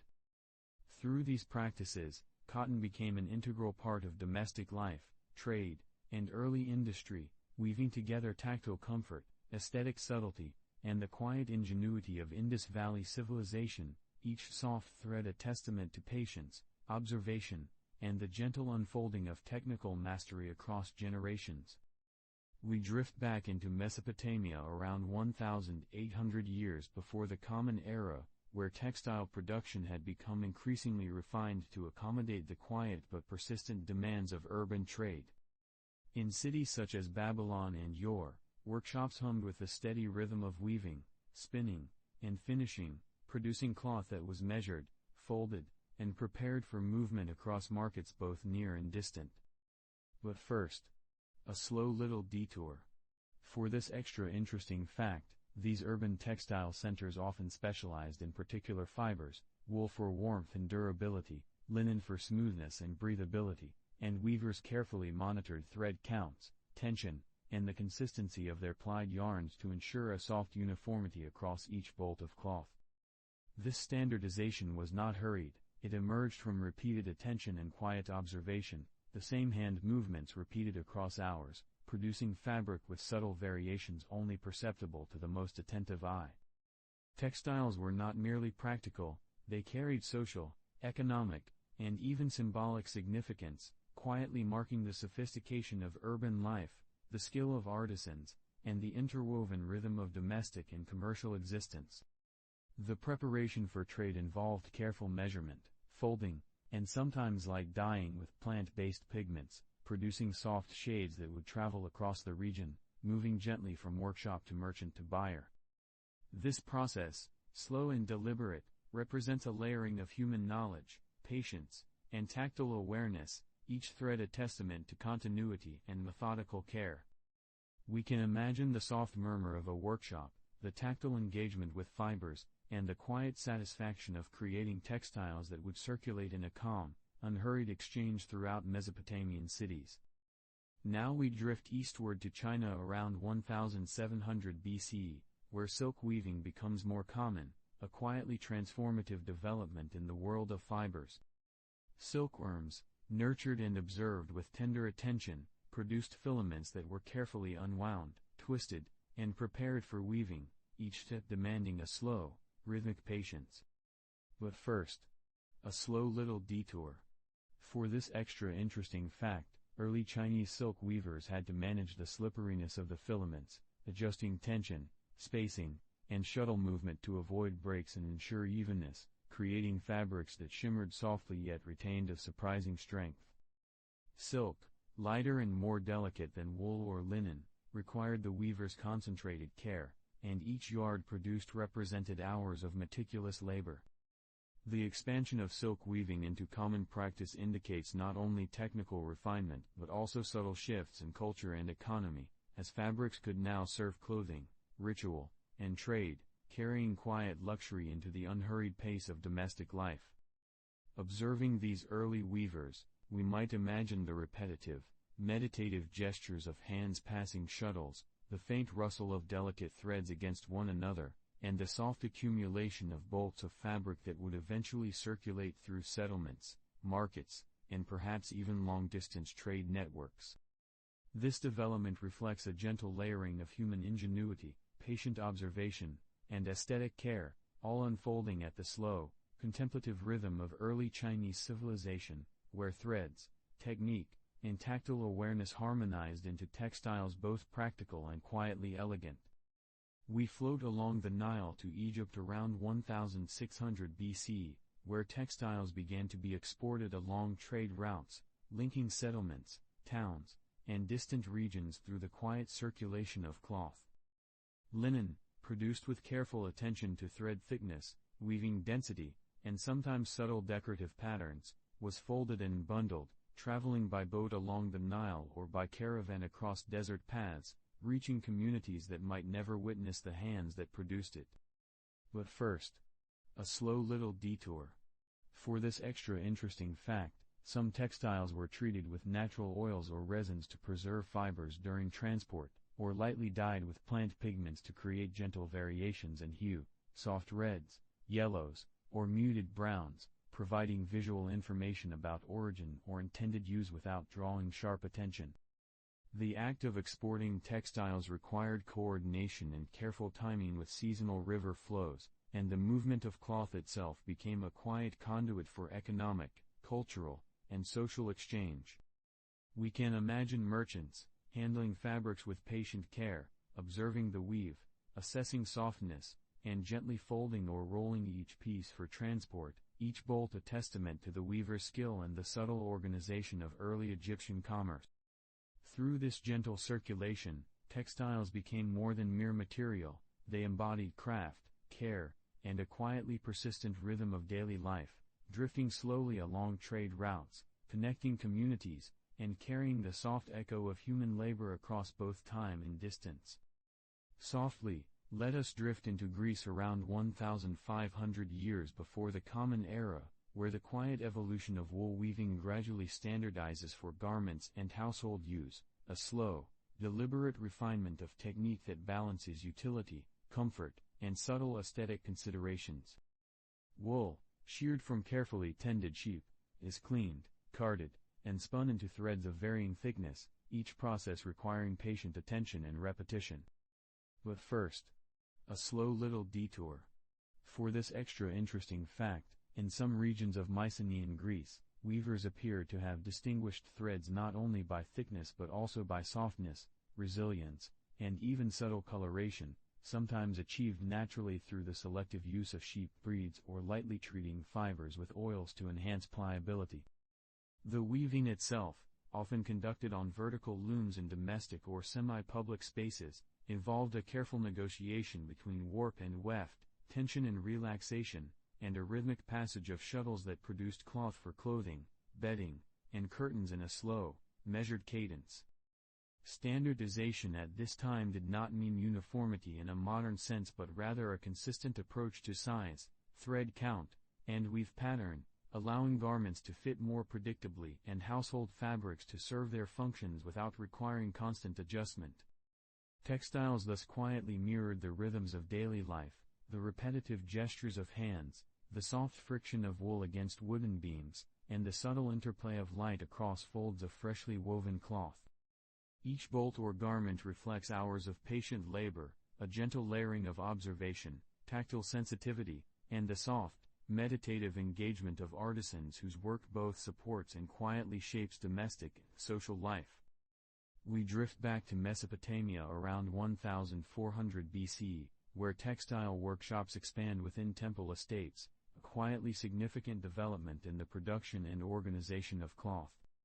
Temples, acting as both religious and economic centers, employed weavers to produce textiles for ceremonial use, domestic consumption, and trade, creating a slow, deliberate rhythm that intertwined devotion, labor, and craftsmanship. But first, a slow little detour. For this extra interesting fact, some archaeological evidence suggests that temple workshops may have maintained detailed records of production, including fiber types, quantities of cloth, and weaving techniques, quietly documenting the skill and attention required to meet both practical and ritual needs. Looms, often simple vertical or horizontal frames, were complemented by carefully weighed loom weights, tension adjustments, and repetitive shuttle movements, ensuring consistency in each bolt of fabric, whether linen, wool, or mixed fibers.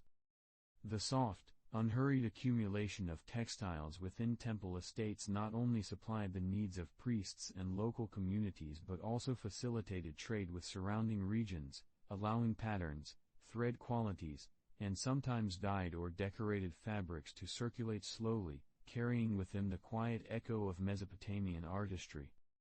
The work in these workshops unfolded at a gentle pace, threads measured, passed, and interlaced in patient repetition, hands following motions learned over years, eyes attending to minute variations, and every finished cloth quietly reflecting the harmonization of labor, technique, and ritual observance, woven together like threads themselves into the fabric of urban and sacred life.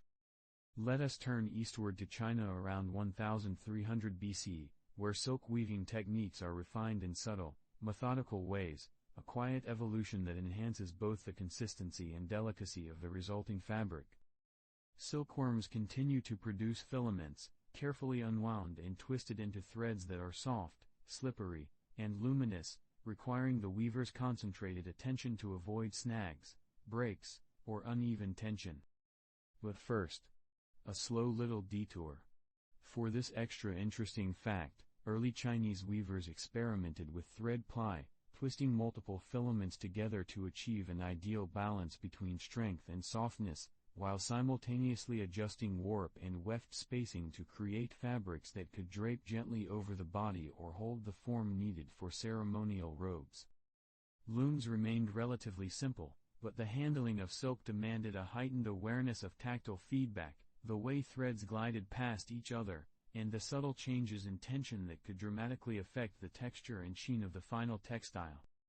As weaving became more common, patterns began to emerge in a soft, understated manner, often geometric or symbolic, reflecting a quiet interplay between aesthetic sensibility and practical skill. These refinements allowed silk to circulate more broadly within communities and eventually along trade networks, moving slowly but persistently through settlements and markets. Each soft filament and carefully woven bolt embodies the patient, contemplative rhythm of early Chinese textile practice, a gentle layering of observation, repetition, and quiet experimentation, carrying forward the enduring elegance of silk as both a material and a testament to human diligence, unfolded one patient thread at a time. Let us wander into India around 1,200 years before the Common Era, where cotton textiles are quietly produced for local markets, a gentle expansion of a practice that combines patient cultivation, careful fiber preparation, and methodical weaving. Cotton plants, nurtured and observed with quiet attentiveness, provide fibers that are carefully separated from seeds, carded, and spun into threads of varying thickness, each movement deliberate, each strand treated with care to ensure consistency and softness. But first, a slow little detour. For this extra interesting fact, early Indian weavers often prepared threads by lightly moistening or twisting them in particular ways to increase tensile strength, an understated technique that allowed fabrics to endure repeated use while remaining soft against the skin. These textiles, though destined for everyday use in clothing and simple domestic items, reflect a subtle layering of knowledge, how the twist of a spindle affects drape, how weaving density interacts with fiber type, and how patterns may emerge almost imperceptibly through the interplay of warp and weft. As bolts of cotton move from workshop to market, they carry with them the quiet rhythm of repeated gestures, the soft friction of threads sliding past each other, and the meditative attentiveness of hands trained over hours, days, and perhaps even months. In this way, textile production in India becomes a gentle mirror of daily life, an unhurried, tactile practice that supports community, sustains economy, and expresses subtle aesthetic awareness through repetition and care, a slow accumulation of skill rendered tangible in every finished piece. Now we float along to Egypt around 1100 BCE, where fine linen is used for ceremonial garments, a softly significant evolution in both technique and social meaning. Linen fibers, carefully harvested from the flax plant, are prepared through combing, spinning, and weaving into cloth that is smooth, cool to the touch, and subtly lustrous under soft light. But first, a slow little detour. For this extra interesting fact, the creation of ceremonial linen often required additional steps, such as careful folding, ironing with heated stones, or light starching from plant extracts, all designed to preserve smoothness, reduce fraying, and maintain the precise drape required for ritual use. Weaving these fine linens on vertical looms involves attentive manipulation of warp tension, shuttle movement, and spacing, producing fabric with both functional resilience and delicate visual consistency. Ceremonial linen, unlike everyday cloth, may carry subtle woven patterns or faintly dyed motifs, though always in understated ways, reflecting ritual significance without bold display. The production process unfolds in a rhythm almost meditative, where each repetition of shuttle through warp, each careful inspection of thread alignment, contributes to a quietly perfected result. As these textiles are worn, displayed, or offered in religious contexts, they carry the soft imprint of human labor and observation, the patient continuity of weavers' hands, and the unhurried, reflective artistry that defines much of early Egyptian textile culture. Softly, we drift into Greece around 1000 BCE, where wool and linen weaving is integrated into daily life, forming a quiet but essential part of domestic, social, and economic existence. Wool, carded and spun from locally raised sheep, and linen, derived from carefully tended flax, are combined in garments, household cloths, and simple decorative items. But first, a slow little detour. For this extra interesting fact, Greek households often had dedicated spaces for weaving, sometimes near windows to catch gentle light, where women would manipulate warp and weft in repetitive, soothing rhythms, producing cloth while tending to other domestic tasks, each motion contributing to a soft, continuous accumulation of material. Patterns and textures, though subtle, may indicate familial or local identity, and consistency of weave ensures garments fit comfortably and drape evenly across the body. The integration of weaving into everyday life also involves careful storage, gentle folding, and rotation of cloth, preserving softness and durability over time. We can imagine the quiet murmur of spindle and shuttle, the tactile engagement with fibers, and the gentle visual rhythm of threads crossing at right angles, all unfolding slowly, deliberately, and without urgency, echoing the unhurried rhythm of life in ancient Greek settlements. Each piece of cloth embodies repeated attention, hands trained over years, and the layering of small adjustments that cumulatively result in functional, soft, and enduring fabric, quietly reflecting the harmony between domestic labor and material culture. Let us drift even further east to China around 950 BCE, where silk begins to be exported along early trade routes, a gentle, deliberate movement of fabric that connects distant settlements through the quiet circulation of precious textiles. Silkworm filaments are carefully unwound, twisted, and woven into cloth that is both light and resilient, shimmering softly under ambient light. But first, a slow little detour. For this extra interesting fact, early Chinese merchants transporting silk along riverways or overland paths sometimes rolled bolts around protective cores, securing edges with plant fibers to prevent fraying, a subtle method that preserved the delicate structure of the cloth during travel. Trade routes, winding and irregular, carried silk slowly but consistently to neighboring regions, allowing patterns, subtle coloration, and the careful layering of filament density to be observed and appreciated far from the place of origin. The act of exporting silk involves quiet coordination between weaver, merchant, and transporter, each handling the fabric with measured attentiveness, checking tension, inspecting weave uniformity, and gently folding or rolling it for safe passage. This circulation of silk does more than transport material, it diffuses technique, influences local practices, and slowly integrates a soft aesthetic into distant communities, all while preserving the patient rhythm and meditative care embedded in its original production. Each bolt of silk thus becomes a quiet ambassador of human diligence, patience, and observation, carrying the tactile memory of hands and eyes trained over generations, moving ever so gently along the soft pathways of early trade. Let us drift into Mesopotamia around 900 BC, where the quiet formation of textile guilds begins to emerge, a subtle organization that shapes the production, distribution, and training of weavers within urban centers. These guilds, though modest in appearance, reflect a carefully structured network, where knowledge of fiber types, weaving techniques, and thread preparation is slowly codified and transmitted from one artisan to another, often in hushed, deliberate instruction. But first, a slow little detour. For this extra interesting fact, some records suggest that guild members may have specialized in particular fibers, wool, flax, or blends, each requiring its own methodical approach to carding, spinning, and weaving, creating a gentle division of labor that enhances both efficiency and skill without disturbing the soft rhythm of daily life. Weavers working under guild guidance would employ vertical looms, carefully balancing warp tension, counting threads, and passing shuttles in a repetitive, almost meditative cadence, producing textiles that are remarkably consistent yet quietly individual in texture and subtle pattern.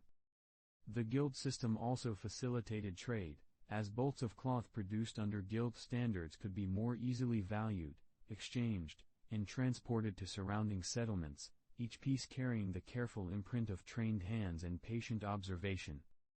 Through this quiet structuring, Mesopotamian textile production becomes an unhurried dance of coordination, repetition, and accumulated skill, an almost imperceptible layering of human diligence that shapes both economic and social life, softly connecting labor, community, and material culture through time and space, thread by patient thread. Gently, we float toward Egypt around 850 BCE, where textiles are quietly incorporated into funerary offerings, a practice that intertwines ritual, craft, and careful attention to detail. Linen and sometimes wool fabrics, prepared with careful spinning, weaving, and occasionally soft dyeing, are included in tombs to accompany the deceased, reflecting both utility and symbolic continuity. But first, a slow little detour. For this extra interesting fact, archaeological evidence shows that in some cases, textile edges were meticulously hemmed or slightly twisted, preventing fraying during the long stillness of burial, demonstrating a subtle foresight in the preservation of these delicate materials. The weaving itself, conducted prior to their placement in funerary contexts, involves the gentle, repetitive interlacing of warp and weft, producing cloth with consistent tension, smooth surfaces, and an understated uniformity that complements the serene solemnity of burial practices. Each textile, handled with care and attention, embodies countless hours of patient labor, the soft friction of fibers sliding past one another, and the quiet observance of artisans attuned to both material properties and ritual requirements. As these offerings rest within tombs, they carry forward the slow, unhurried imprint of human attention, a gentle testament to the intertwining of craft, culture, and reverent reflection, each thread a silent witness to the enduring, contemplative rhythms of ancient Egyptian life. Now, let us drift into Greece around 800 BCE, where wool weaving techniques begin to be documented in art, a quiet observation of domestic and social practice captured in painted pottery, frescoes, and carved reliefs. These depictions, though often understated, provide subtle insight into the process of spinning, warping, and weaving wool, revealing the careful coordination of hands, eyes, and materials over repeated, patient gestures. But first, a slow little detour. For this extra interesting fact, some imagery suggests that the depiction of looms in Greek art emphasizes the spacing of warp threads, the gentle crossing of shuttle and weft, and even the posture of the weaver, hinting at a contemplative understanding of ergonomic balance and rhythm in textile production. Wool, carefully carded and spun, is interlaced in repetitive, meditative sequences, producing cloth that is durable, soft, and suitable for both clothing and household uses. The recording of these techniques in art may have served as a subtle guide for apprentices, a visual mnemonic for the gentle sequences of weaving, or perhaps simply as a quiet celebration of domestic skill, captured without fanfare. Each portrayal conveys the tactile engagement of early Greek weavers, their attentive manipulation of fibers, and the soft, almost hypnotic rhythm of repeated movements, echoing the unhurried cadence of life itself. Through these delicate records, we glimpse the slow accumulation of skill, knowledge, and cultural continuity, each woven thread and documented motion contributing to a tapestry of quiet human ingenuity, softly observed across generations. Let us drift into China around 750 BCE, where silk weaving reaches a gentle sophistication under the Zhou dynasty, a slow unfolding of skill, patience, and delicate artistry that transforms tiny silkworm filaments into fabric both light and resilient. Silkworms, carefully tended and harvested, provide continuous filaments that are unwound with attentive hands, producing threads of remarkable consistency. But first, a slow little detour. For this extra interesting fact, early Zhou weavers sometimes measured thread thickness with subtle tension techniques, pulling strands just so, allowing a soft uniformity across the warp that would make finished cloth more consistent in texture and drape, a quiet mastery of repetition and observation. These threads are then arranged across vertical or horizontal looms, tensioned carefully to prevent sagging, and interlaced with a rhythmic, almost hypnotic crossing of shuttle and weft. The resulting silk fabrics are not only functional but gently aesthetic, shimmering faintly under soft daylight, their subtle patterns often emerging from the careful arrangement of plain and twisted threads rather than overt decoration, a quiet play of light and structure. This weaving is slow, contemplative, and deeply methodical, involving repeated inspection, minor adjustments, and the soft friction of threads gliding past one another. Silk from this period begins to circulate quietly along early trade networks, carrying with it both material delicacy and the echo of patient human attention, a silent testament to the meticulous care and reflective patience embedded in its production. In every thread, one might sense the slow, attentive rhythm of hands, the soft continuity of practice, and the gentle accumulation of skill across generations. Gently moving on toward India around 700 BC, where cotton weaving is refined for decorative textiles, a subtle evolution in both technique and aesthetic purpose. Cotton fibers, carefully separated from seeds and carded into smooth, pliable strands, are spun into threads of varying thickness, each selected and prepared to achieve a desired density and softness in the final cloth. But first, a slow little detour. For this extra interesting fact, in some workshops, weavers lightly moisten threads before weaving, a quiet technique that reduced breakage and allowed subtle variations in tension to produce gentle textural differences, adding almost imperceptible depth to patterns without disrupting the soft continuity of the fabric. On the loom, warp threads are arranged with careful spacing, tensioned with almost meditative precision, and the weft is interlaced in repetitive, soothing movements, producing cloth that is both durable and pleasing to the touch. Decorative patterns often emerge from slight variations in weave density or subtle color changes derived from natural plant-based dyes, their effects understated, quiet, and deeply contemplative, revealing the patience and repeated attention of the weaver's hands. Cotton textiles produced for decorative purposes thus serve both functional and aesthetic roles, quietly shaping domestic interiors, ceremonial attire, and modest trade goods. Each textile embodies a rhythm of soft, continuous gestures, the gentle friction of fibers against one another, and the unhurried accumulation of knowledge passed from one artisan to another, a subtle reflection of community, craft, and quiet human ingenuity unfolding slowly, day by patient day. Slowly moving on to Mesopotamia around 650 BCE, where textile production subtly supports urban economies, a quiet engine of trade, labor, and domestic life. Wool, flax, and sometimes blended fibers are carded, spun, and woven into cloth used for garments, household items, and modest ceremonial purposes, forming a material backbone for bustling city centers. But first, a slow little detour. For this extra interesting fact, some Mesopotamian workshops employed rudimentary counting boards or clay tokens to track production quantities, an understated bookkeeping technique that allowed consistent output without disturbing the gentle rhythm of weaving itself. Looms, whether vertical or horizontal, are set up with precise warp spacing, tensioned carefully to prevent sagging, while shuttles glide in a repetitive, meditative cadence, producing textiles of uniform width, texture, and occasionally subtle decorative patterning.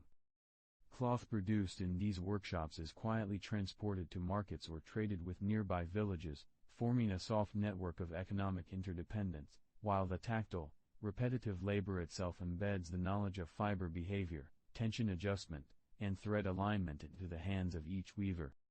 In this way, textiles are not merely material commodities but also carriers of slow, accumulated skill, the faint imprint of attentive hands, and the steady continuity of domestic and urban life. Each bolt of cloth embodies the patient layering of human observation, subtle experimentation, and repetition, softly supporting the rhythms of cities and communities, and quietly sustaining the intertwined patterns of labor, culture, and trade that define Mesopotamian urban existence. Let us drift into Egypt around 600 BCE, where weaving techniques quietly improve with the introduction of better looms, a subtle advancement that allows artisans to produce cloth with greater uniformity, finer texture, and more consistent dimensions. These looms, often vertical but occasionally horizontal, are adjusted with care so that warp threads maintain gentle tension, preventing sagging or unevenness as weavers slowly pass the shuttle through each set of threads. But first, a slow little detour. For this extra interesting fact, some of these improved looms incorporated small wooden weights or pegs, carefully calibrated to maintain thread spacing, a method that is almost imperceptibly precise yet contributes greatly to the smoothness of the resulting linen or woolen fabrics. The weavers themselves, sitting or standing in relaxed, repetitive postures, gradually develop an intimate knowledge of fiber behavior, the soft friction of warp and weft threads, and the almost meditative rhythm of crossing and packing threads. Cloth produced on these refined looms becomes increasingly desirable not only for daily use but also for ceremonial garments, modest trade, and domestic furnishings, quietly embedding textile craft into the cultural fabric of Egyptian life.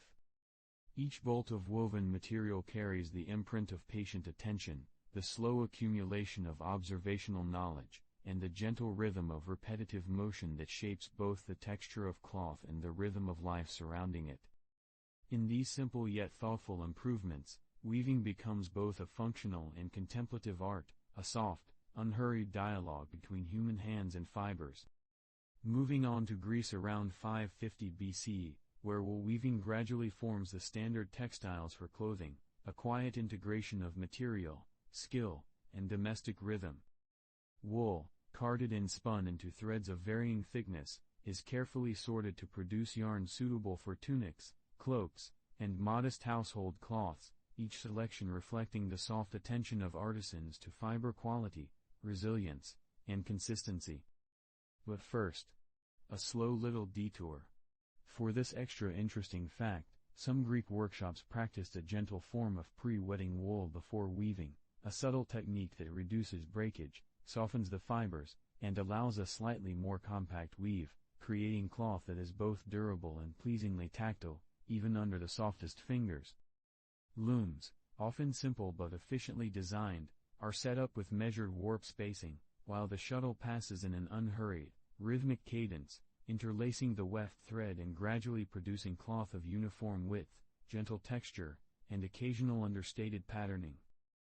Through these repetitive movements, artisans internalize subtle adjustments in tension, thread alignment, and fiber response, quietly embedding knowledge that is both tactile and observational. The resulting wool textiles circulate within communities, becoming part of daily dress, minor trade, and domestic comfort, a soft testament to the patience, skill, and contemplative labor embedded in ordinary materials. Each piece reflects not only practical utility but also the gentle continuity of technique, observation, and cultural habit, threads weaving through lives and spaces in ways almost imperceptible yet profoundly enduring. We now drift toward China around 500 BC, where silk weaving becomes widespread in northern provinces, a slow expansion of both practice and material sophistication. Silkworms continue to provide delicate filaments, carefully unwound into threads of remarkable fineness and consistency, each one contributing to cloth that is light, strong, and gently lustrous. But first, a slow little detour. For this extra interesting fact, early northern weavers occasionally employed a subtle method of alternating thread thickness slightly within the warp or weft, a quiet technique that adds minor textural variation without disrupting the uniformity of the cloth, a practice observed in surviving fragments and illustrative depictions. Looms, whether vertical or horizontal, are meticulously adjusted, and weavers pass shuttles in repetitive, meditative motions, crossing warp and weft with soft precision, gradually producing lengths of silk that are both functional and quietly aesthetic. These textiles are employed for clothing, modest domestic decoration, and early trade, circulating slowly across regions while carrying the imprint of patient labor, accumulated knowledge, and tactile expertise. Each woven piece embodies countless gentle gestures, the subtle friction of fibers sliding past each other, and the reflective, repetitive attention of weavers attuned to both material and rhythm. In this quiet proliferation of silk weaving, the northern provinces of China become sites of subtle refinement, human diligence, and delicate artistry, each thread a soft testament to patience, continuity, and the enduring resonance of handcrafted practice. India around 450 BCE shows a quiet transformation in the everyday material world, as cotton fabrics become increasingly common, subtly shifting both domestic life and local economies. Cotton, carefully hand-picked and separated from its seeds with gentle motions that require patience and persistence, is then spun into threads of varying fineness, a process that quietly transforms raw plant fibers into flexible, durable strands suitable for weaving. But first, a slow little detour. For this extra interesting fact, artisans often twisted multiple threads together to achieve greater strength and consistency, a small adjustment that subtly influences the resulting texture, weight, and drape of the cloth, a consideration almost imperceptible to the untrained eye yet critically important in the slow, methodical production process. Looms, sometimes simple horizontal frames and sometimes vertical structures, are adjusted with meticulous care, so that warped threads maintain a gentle tension, allowing weavers to pass the shuttle in a steady, unhurried rhythm, gradually producing lengths of fabric that will eventually become garments, household cloths, or ceremonial pieces. In these early urban settlements, cotton textiles circulate through markets, slowly integrated into trade and daily life, while the repetitive gestures of spinning, twisting, and weaving cultivate an almost meditative knowledge among artisans, a tactile memory embedded in both hands and threads. Each finished fabric carries not only its physical properties, softness, flexibility, warmth, but also the quiet imprint of careful observation, incremental improvement, and patient labor, a testament to the understated elegance of human diligence and the gentle unfolding of material culture. Drifting onto Mesopotamia around 400 BCE, textile dyes begin to diversify, slowly enhancing the visual palette of fabrics without altering their essential function. Dyed textiles, often produced in workshops or domestic settings, reveal careful experimentation with plant-based sources, mineral pigments, and subtle mordants, each combination influencing color fastness, hue, and softness. But first, a slow little detour.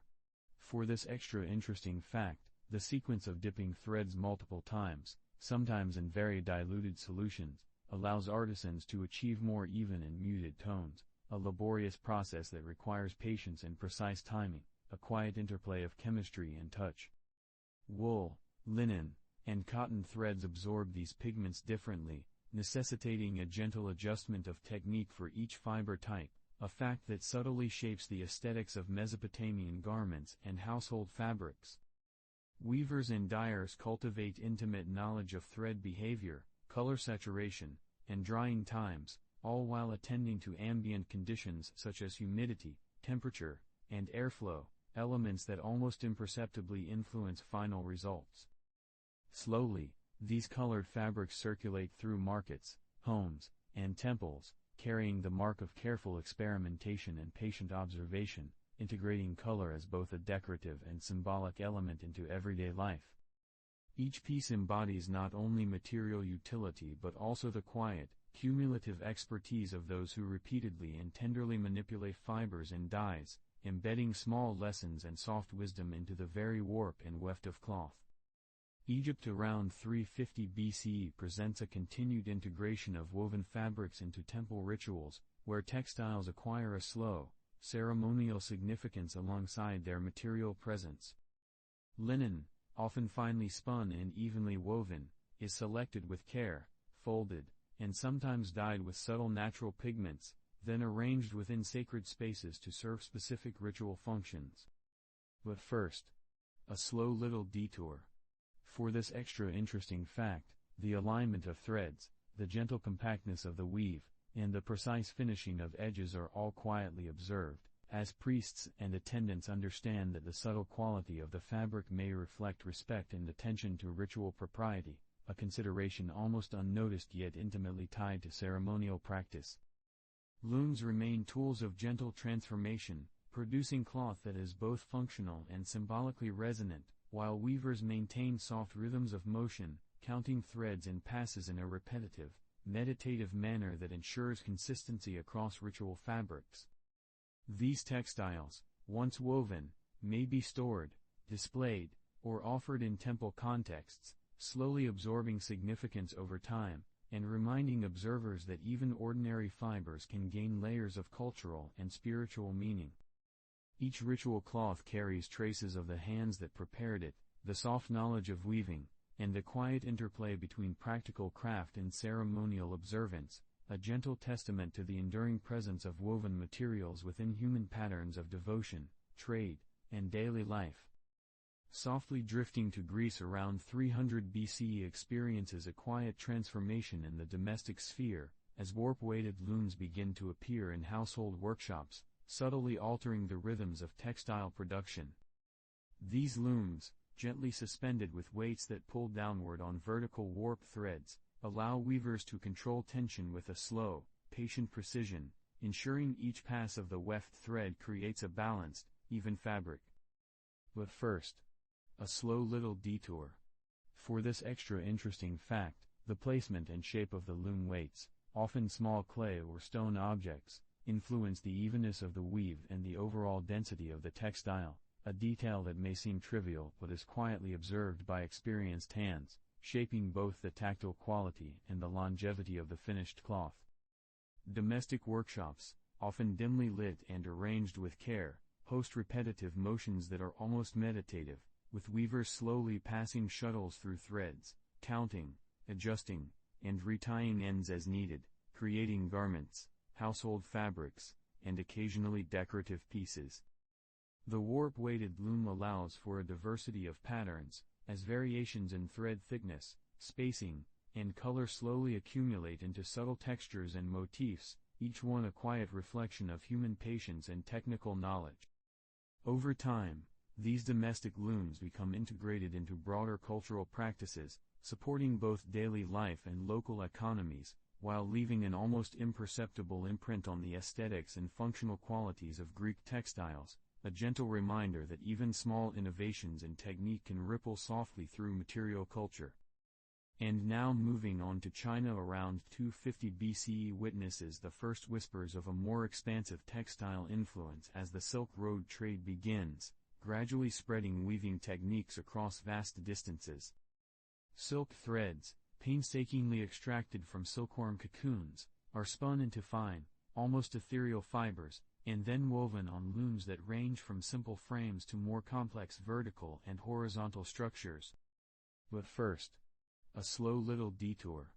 For this extra interesting fact, the method of reeling silk, in which threads are carefully unwound from individual cocoons and combined to achieve consistent thickness, is a laborious process that can take hours for just a few grams of silk, emphasizing the quiet diligence required to produce even the smallest length of fabric. As these silks travel along emerging trade routes, techniques for spinning, dyeing, and weaving are exchanged alongside the fibers themselves, allowing distant regions to absorb small, incremental improvements in loom construction, weaving patterns, and finishing methods. Merchants and artisans observe the subtleties of thread tension, knotting, and finishing, creating cloth that is simultaneously durable, elegant, and subtly indicative of its place of origin. These textiles, moving slowly across deserts, mountains, and rivers, carry both material value and the soft imprint of countless human gestures, each thread a quiet testament to technical refinement and patient experimentation, unfolding across communities that may never meet, yet share knowledge through the gentle continuity of trade.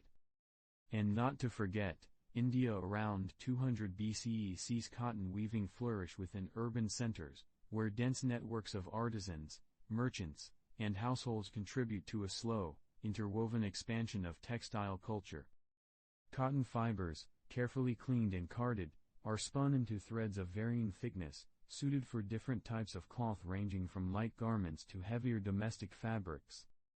But first, a slow little detour. For this extra interesting fact, urban workshops often coordinate the weaving of multiple pieces simultaneously, adjusting thread spacing, tension, and pattern repetition so that the resulting textiles exhibit both uniformity and subtle individuality, a balance that requires prolonged observation and gentle manual correction. Looms, sometimes portable, sometimes fixed, allow for slow, repetitive motions that cultivate familiarity with the behavior of cotton fibers, their elasticity, and the effects of humidity on thread consistency. Dyed or undyed, plain or patterned, these textiles circulate through markets, homes, and ceremonial contexts, gradually embedding themselves into local economies and social practices. Each finished piece carries the quiet accumulation of countless meticulous gestures, stretching, twisting, interlacing, and smoothing, actions so ordinary that they may escape notice, yet essential to the final structure and texture of the fabric. In this way, urban cotton weaving represents not merely the production of material goods but a contemplative, enduring practice, where the soft repetition of hands and threads shapes both material culture and the quiet rhythms of daily life. Slowly moving on to Egypt around 150 BCE quietly hums with the measured rhythms of organized textile workshops, where the soft, repetitive motions of spinning, weaving, and dyeing create fabrics that are both functional and subtly beautiful. These workshops, often modest spaces within urban or temple precincts, host rows of looms, spinning wheels, and tables where fibers are carded and prepared, allowing a slow procession from raw linen or wool to finished cloth. But first, a slow little detour. For this extra interesting fact, loom setup itself is a delicate, almost meditative process, involving careful alignment of warp threads, the spacing of heddles, and the gentle calibration of tension using small weights or rods, a laborious attention to detail that quietly ensures the evenness and durability of the fabric. Within these spaces, artisans may also apply natural dyes extracted from plants, insects, or minerals, soaking fibers in softly simmering solutions and allowing the color to seep in gradually, a process that can take hours or even days for the subtle shades to stabilize. Patterns may emerge in plain weaves, twills, or more decorative structures, each a gentle testament to observation, patience, and skill. Textile workshops in Egypt, while not grandiose, reflect a slow accumulation of technical knowledge, where families or guilds preserve and pass down methods, adapting them incrementally to produce garments, household cloth, and ritual textiles, all imbued with the quiet evidence of human care. The fabrics themselves carry traces of these repeated gestures, slight variations in thread density, the gentle unevenness of hand-spun yarn, and the faintly lingering aroma of plant-based dyes, creating textiles that are simultaneously practical, aesthetic, and softly alive with human touch. Gently drifting onto China around 100 BCE experiences a delicate evolution in silk weaving, as techniques are further refined to produce fabrics that are smoother, more resilient, and more intricately patterned than before. Silkworm cocoons, painstakingly harvested and carefully reeled into fine threads, provide the fundamental material, while looms of increasing complexity allow artisans to manipulate warp and weft with exquisite precision. But first, a slow little detour. For this extra interesting fact, the act of throwing the shuttle, passing the weft thread through the warp, is performed with a gentle rhythm, often guided by subtle hand movements and occasional adjustments of thread tension, creating cloth that is consistent yet nuanced, each pass of the thread leaving an almost imperceptible texture on the surface. Silk weaving at this time not only involves technical skill but also an aesthetic sensibility. Artisans may arrange threads of varying thickness, weave subtle patterns that catch the light differently, or introduce natural dyes that have been carefully prepared and tested for longevity, patience, and color fastness. These refinements contribute to a textile culture where the material itself communicates refinement, status, and quiet elegance, without requiring loud display. The finished silk, soft to the touch and faintly lustrous, circulates in trade, ceremonial use, and domestic life, gradually transmitting small improvements in technique from one workshop to the next, in a slow, accumulative diffusion of knowledge and skill, leaving behind traces of human touch that are almost invisible yet subtly present in every finished length of fabric.